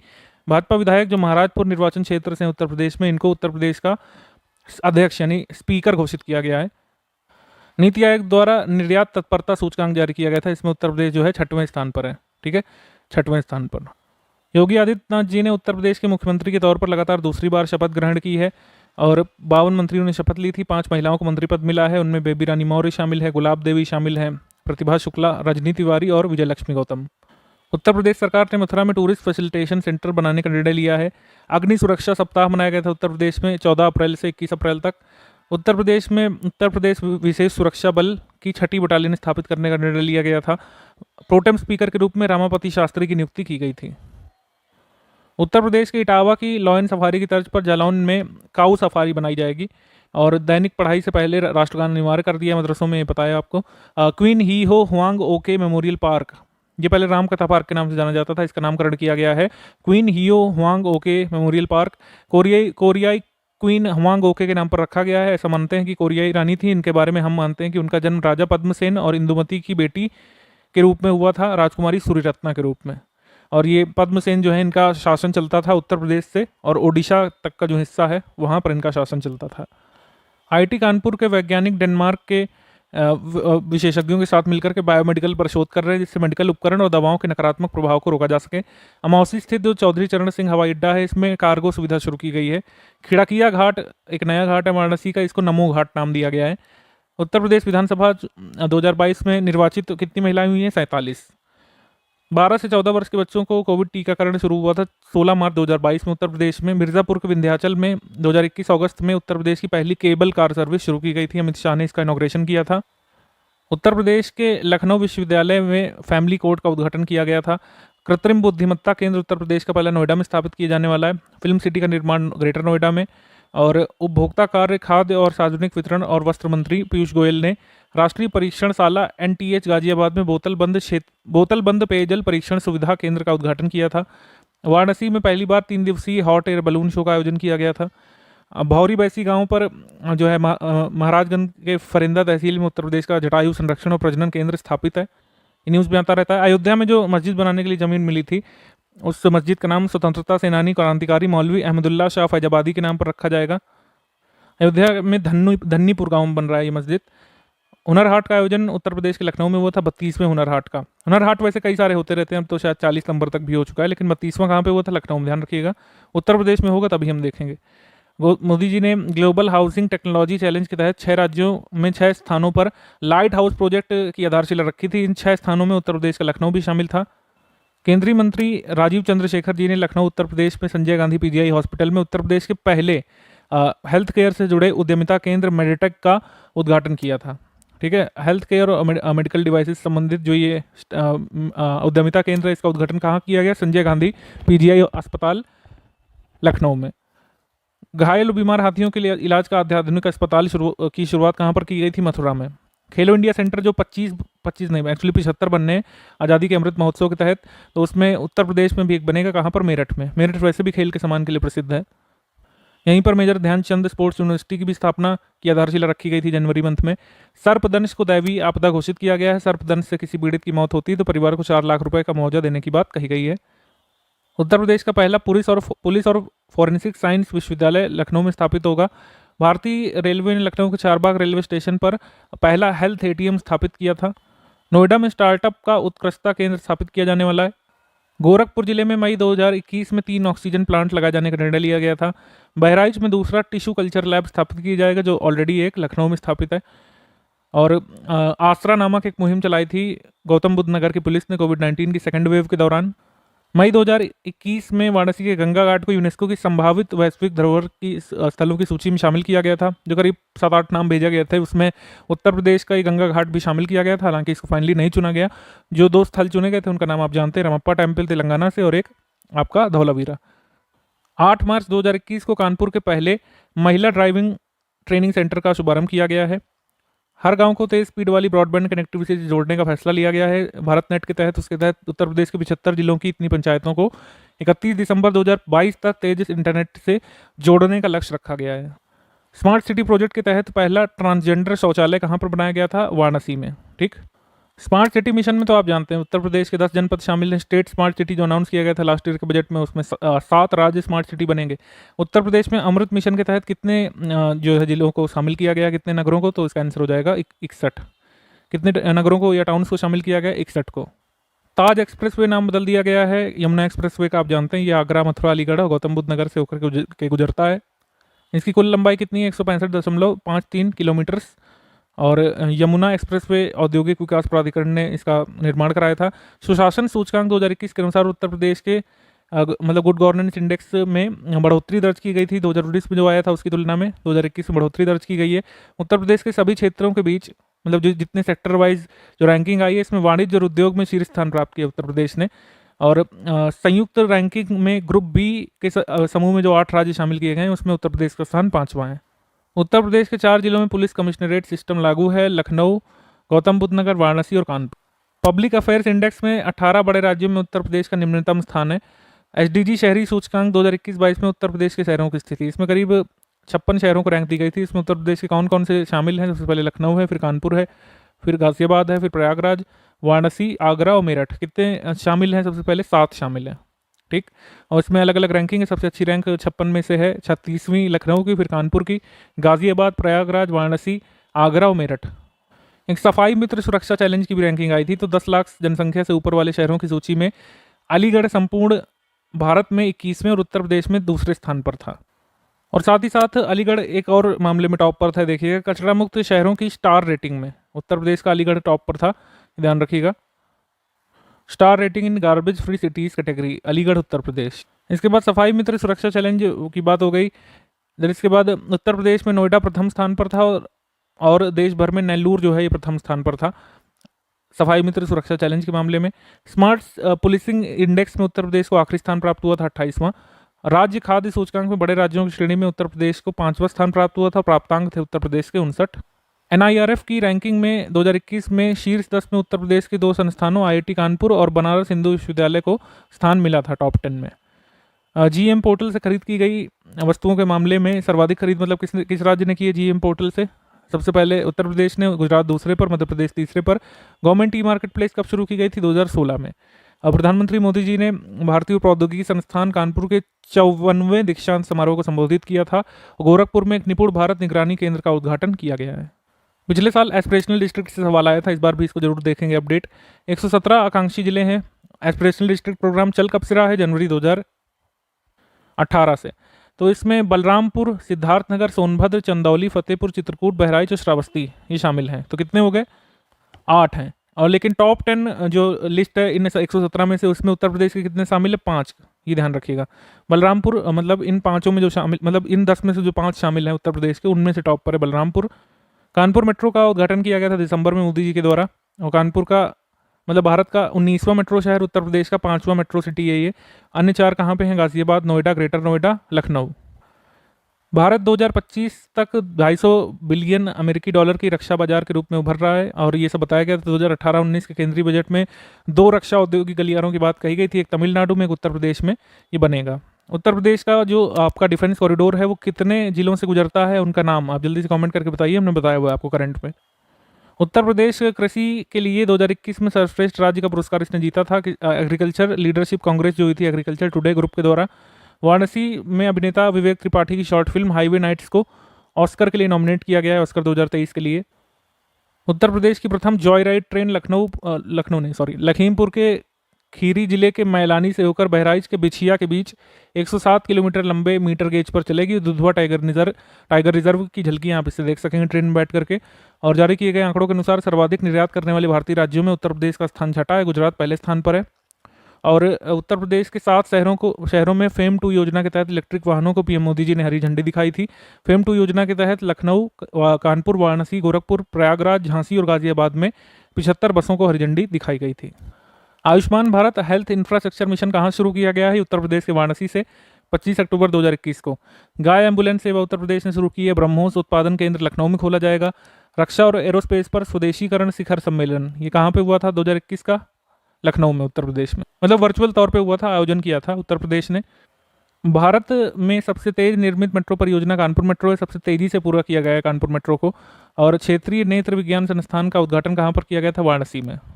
अपराधियों की पहचान करने के लिए उत्तर प्रदेश पुलिस द्वारा इस्तेमाल किए गए फेस रिकॉग्निशन ऐप का नाम क्या था? त्रिनेत्र था। $1 ट्रिलियन की अर्थव्यवस्था बनने का लक्ष्य कब तक का है? 2027 हो गया है, ठीक है। उत्तर प्रदेश विश्व बैंक के तकनीकी सहयोग से स्वच्छ वायु कार्य योजना लागू करने वाला पहला राज्य बनेगा जिसको विश्व बैंक का सहयोग मिलेगा। अब बजट 2022-23 के कुछ महत्वपूर्ण फैक्ट देखेंगे। बिल्कुल ज्ञान सर इसका वीडियो बनाएंगे अलग से 2023 के लिए, लेकिन आपके एग्जाम में कुछ रह ना जाए इस वजह से हाईलाइट देख लेते हैं। प्रधानमंत्री किसान सम्मान निधि के इम्प्लीमेंटेशन के मामले में उत्तर प्रदेश प्रथम स्थान पर है। लाभार्थी करीब 10 करोड़ हैं किसान सम्मान निधि के, और कुल मिलाकर इसके 1/3 तो उत्तर प्रदेश से, 1/4 करीब उत्तर प्रदेश से ही है। गन्ना मूल्य भुगतान के मामले में उत्तर प्रदेश प्रथम स्थान पर है बजट के अनुसार। बजट भाषण में कहा गया है कि 5 हवाई अड्डों वाला, 5 अंतर्राष्ट्रीय एयरपोर्ट वाला देश का पहला राज्य बन जाएगा उत्तर प्रदेश, जैसे ही मर्यादा पुरुषोत्तम राम इंटरनेशनल एयरपोर्ट और आपके नोएडा इंटरनेशनल एयरपोर्ट चालू हो जाते हैं तब। 2020 सितंबर में जारी गई ईज ऑफ डूइंग बिजनेस में उत्तर प्रदेश द्वितीय स्थान पर है, प्रथम पर गुजरात है। उज्ज्वला योजना के तहत 1.67 करोड़ महिलाओं को मुफ्त गैस कनेक्शन दिया गया था, और इस मामले में भी उत्तर प्रदेश प्रथम पर है। 2,61,00,000 व्यक्तिगत शौचालयों का निर्माण कराकर उत्तर प्रदेश देश में प्रथम पर है। आतंकवादी गतिविधियों पर अंकुश लगाने के लिए देवबंद में पहले एटीएस सेंटर खोला गया, और मेरठ, बहराइच, कानपुर, आजमगढ़, रामपुर में भी ऐसे एटीएस सेंटर स्थापित किए जाने की बात कही जा रही है। बजट 2022-23 में बताया गया कि उत्तर प्रदेश देश का सर्वाधिक मानव संपदा वाला देश है। $1 ट्रिलियन की अर्थव्यवस्था बनने के रूप में हमारी सरकार कार्य कर रही है, कहा गया। बजट में प्रधानमंत्री किसान सम्मान निधि माह दिसंबर से लागू है उत्तर प्रदेश में। हालांकि ऑफिशियली इसका लॉन्च किया गया था फेब में, मोदी जी के द्वारा जब पहली किस्त किसानों को ट्रांसफर की गई थी। कृषक दुर्घटना कल्याण योजना दिनांक 24 सितंबर 2019 को लागू की गई थी। किसान ऊर्जा सुरक्षा और उत्थान महाअभियान के अंतर्गत कृषकों के प्रक्षेत्रों पर सोलर पंप लगाने की मतलब कि सोलर पंप लगाए जा रहे हैं। लघु सिंचाई योजना के तहत 1,000 करोड़ रुपए प्रस्तावित किए गए हैं मुख्यमंत्री लघु सिंचाई योजना के तहत। इस बजट में महिलाओं की भागीदारी बढ़ाने के लिए 3 महिला पीएसी बटालियन लखनऊ, गोरखपुर और बदायूं में स्थापित की जा रही है। कोविड-19 संक्रमण के कारण अनाथ हुए बच्चों के लिए जो योजना चल रही है मुख्यमंत्री बाल सेवा योजना, इसमें 4,000 रुपये दिए जाते हैं। मुख्यमंत्री बाल सेवा योजना सामान्य चल रही है कि कोविड के अलावा अगर कोई अनाथ हुआ है तो उसको 2,500 रुपये दिए जाते हैं लाभार्थी बच्चे को। नया सवेरा कार्यक्रम का उद्देश्य है बाल श्रम का उन्मूलन करना। जनपद वाराणसी में अंतर्राष्ट्रीय क्रिकेट स्टेडियम की स्थापना के लिए 95 करोड़ रुपये दिए गए हैं कि यहाँ पर ज़मीन खरीदी जाएगी क्रिकेट स्टेडियम बनाने के लिए। खेल का विकास और उत्कृष्ट कोटि के खिलाड़ी तैयार करने के लिए मेरठ में मेजर ध्यानचंद खेल विश्वविद्यालय का शिलान्यास किया गया था 2 जनवरी को।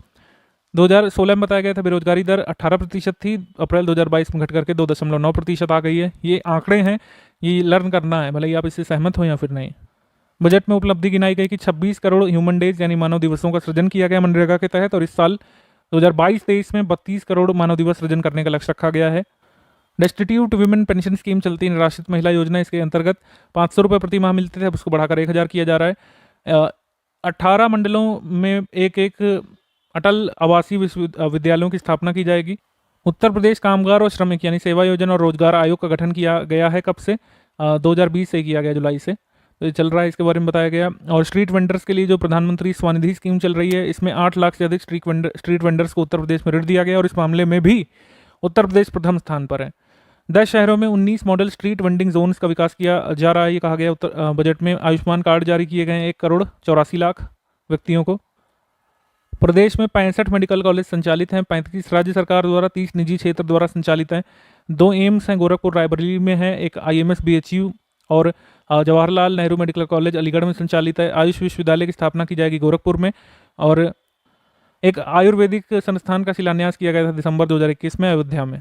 ठीक, राज्य सरकार द्वारा उत्तर प्रदेश विमानन प्रोत्साहन नीति 2017 प्रख्यापित की गई है, जिसमें रीजनल कनेक्टिविटी स्कीम के साथ अन्य उड़ानों के लिए प्रोत्साहन दी जाने की व्यवस्था की गई है। बाबूजी कल्याण सिंह ग्राम उन्नति योजना के तहत सभी गांवों में सोलर स्ट्रीट लाइट लगाई जाएगी। उत्तर प्रदेश की वेयर हाउसिंग और लॉजिस्टिक्स नीति के बारे में बताया गया था इसमें कि कैसे यहाँ पर भू उपयोग में परिवर्तन शुल्क में 50% छूट प्रदान करके उत्तर प्रदेश में निवेश को प्रोत्साहित किया जा रहा है। एक और यहाँ पर उपलब्धि गिनाई गई कि 18 ULBs को विभिन्न श्रेणियों में पुरस्कृत किया गया था स्वच्छ सर्वेक्षण 2021 में। केंद्रीय स्मार्ट सिटी के तहत 10 शहर हैं, राज्य स्मार्ट सिटी के तहत 7 शहर बन रहे हैं और जो टॉप 20 स्मार्ट सिटीज़ हैं इसमें उत्तर प्रदेश के 5 स्मार्ट सिटी शामिल हैं, ये बताया गया। प्रदेश को स्मार्ट सिटी योजना के तहत अभिनव प्रयोगों और परियोजनाओं के बेहतर क्रियान्वयन के लिए पहला स्थान प्राप्त हुआ है। कृषि विकास दर 5.1% प्राप्त करने का लक्ष्य रखा गया है इस बजट में। 20 कृषि विज्ञान केंद्रों की स्थापना की जा रही है। ये कहा गया है खुरपका मुंहपका रोग जो हो जाता है कैटल्स में, जो बहुत बड़ी समस्या है मतलब देश के किसानों के लिए, उससे मुक्त करने का लक्ष्य रखा गया है। प्रधानमंत्री मत्स्य संपदा योजना ऑपरेशनल है 2020 से ही, सितंबर 2020 से ऑपरेशनल है उत्तर प्रदेश में। ग्राम सभा के तालाबों के मत्स्य पट्टा धारकों मछुआरों को नाव खरीदने के लिए निषाद राज बोट सब्सिडी योजना शुरू की गई है। खाद्य प्रसंस्करण नीति 2017 चल ही रही है अभी तक लगातार। और बुनकरों को स्वरोजगार देने के लिए झलकारी बाई कोरी हथकरघा और पावरलूम विशेष घटक योजना के तहत 8 करोड़ रुपए की व्यवस्था प्रस्तावित की गई है इस बजट में। उत्तर प्रदेश डेटा सेंटर नीति पिछले साल आई थी, इसमें 3 डेटा सेंटर पार्क स्थापित करने की घोषणा की गई थी, यह लक्ष्य रखा गया था। इस डेटा सेंटर नीति के तहत प्रदेश में नए राजकीय विश्वविद्यालय खोले गए हैं। मां शाकंभरी देवी विश्वविद्यालय, अमित शाह जी ने इसका उद्घाटन किया था सहारनपुर में। महाराजा सुहेलदेव राजकीय विश्वविद्यालय आजमगढ़ और राजा महेंद्र प्रताप राजकीय विश्वविद्यालय अलीगढ़ का शिलान्यास किया जा चुका है, बन रहे हैं। वाराणसी में संत रविदास संग्रहालय और सांस्कृतिक केंद्र की स्थापना, संत कबीर संग्रहालय की स्थापना की जाएगी। उत्तर प्रदेश पर्यटन नीति चल रही 2018 से और 2021 में कुल 10 करोड़ 1 लाख पर्यटक आए थे और भारतीय पर्यटकों की संख्या 10 करोड़ और विदेशी पर्यटकों की संख्या 1 लाख थी, ये बताया गया। हमारे कल्चर के बारे में बताया गया कि देव दीपावली, महाशिवरात्रि, बैलून फेस्टिवल, ये सब वाराणसी में। बरसाना में रंग महोत्सव, आज़ादी के अमृत महोत्सव के तहत ड्रोन और लेजर शो का आयोजन कहाँ पर किया गया था? लखनऊ में। उत्तर प्रदेश में वनावरण और वृक्षावरण के भौगोलिक क्षेत्रफल को बढ़ाने का लक्ष्य रखा गया है। इस बारे में हम बता ही चुके हैं आपको। ये आपदा राहत योजनाओं के बारे में बताया गया कि उत्तर प्रदेश में आपदा प्रहरी ऐप कोविड फर्स्ट वेव से ही चल रहा है जुलाई 2020 से, ठीक है, तो ये भी बताया गया इसमें। सेफ सिटी योजना जो सबसे पहले लखनऊ में आई थी, इसका विस्तार किया जाएगा गौतम बुद्ध नगर, आगरा, वाराणसी, गोरखपुर, प्रयागराज में। विधानसभा रिजल्ट्स में हम मुख्यतः तथ्यात्मक चीज़ें देखेंगे। कुल सीट जो है 403 है, 84 अनुसूचित जाति के लिए, 2 अनुसूचित जनजाति के लिए। भारतीय जनता पार्टी को इतना प्रतिशत वोट मिला था और 255 सीटों पर जो है जीत दर्ज की थी। साहिबाबाद निर्वाचन क्षेत्र उत्तर प्रदेश में भारतीय जनता पार्टी के उम्मीदवार सुनील कुमार शर्मा ने सर्वाधिक मतों से यानी सर्वाधिक अंतर से सीट जीती। सबसे कम अंतर से धामपुर सीट अशोक कुमार राणा ने 203 मतों से जीती। हरचंदपुर रायबरेली के राहुल लोधी राजपूत और सईदपुर से अंकित भारती 2 सबसे युवा इस समय आए हैं विधायक, 25 वर्षीय हैं ये समाजवादी पार्टी से हैं। सबसे बुजुर्ग विधायक निजामाबाद से सपा विधायक आलम बदी हैं 86 वर्ष के। और लखनऊ स्थित इकाना अटल बिहारी वाजपेयी इंटरनेशनल स्टेडियम में 52 मंत्रियों ने यहाँ पर शपथ ग्रहण किया था। उत्तर प्रदेश में 5 वर्षीय कार्यकाल पूरा करने के बाद पुनः निर्वाचित होने वाले और शपथ ग्रहण करने वाले पहले मुख्यमंत्री बने योगी आदित्यनाथ जी। और बाकी सब तो आप जानते ही हैं। अखिलेश यादव नेता विपक्ष हैं करहल मैनपुरी से। और कुल महिला विधायकों की संख्या 47 है। 2022 में कुल मतदान कितने प्रतिशत हुआ है? 60.6%। अमरोहा में सर्वाधिक मतदान हुआ था और सबसे कम मतदान दर्ज किया गया था बलरामपुर में। रिजल्ट का स्नैपशॉट है, इलेक्शन कमीशन की वेबसाइट पर पड़ा हुआ है, आप देख सकते हैं।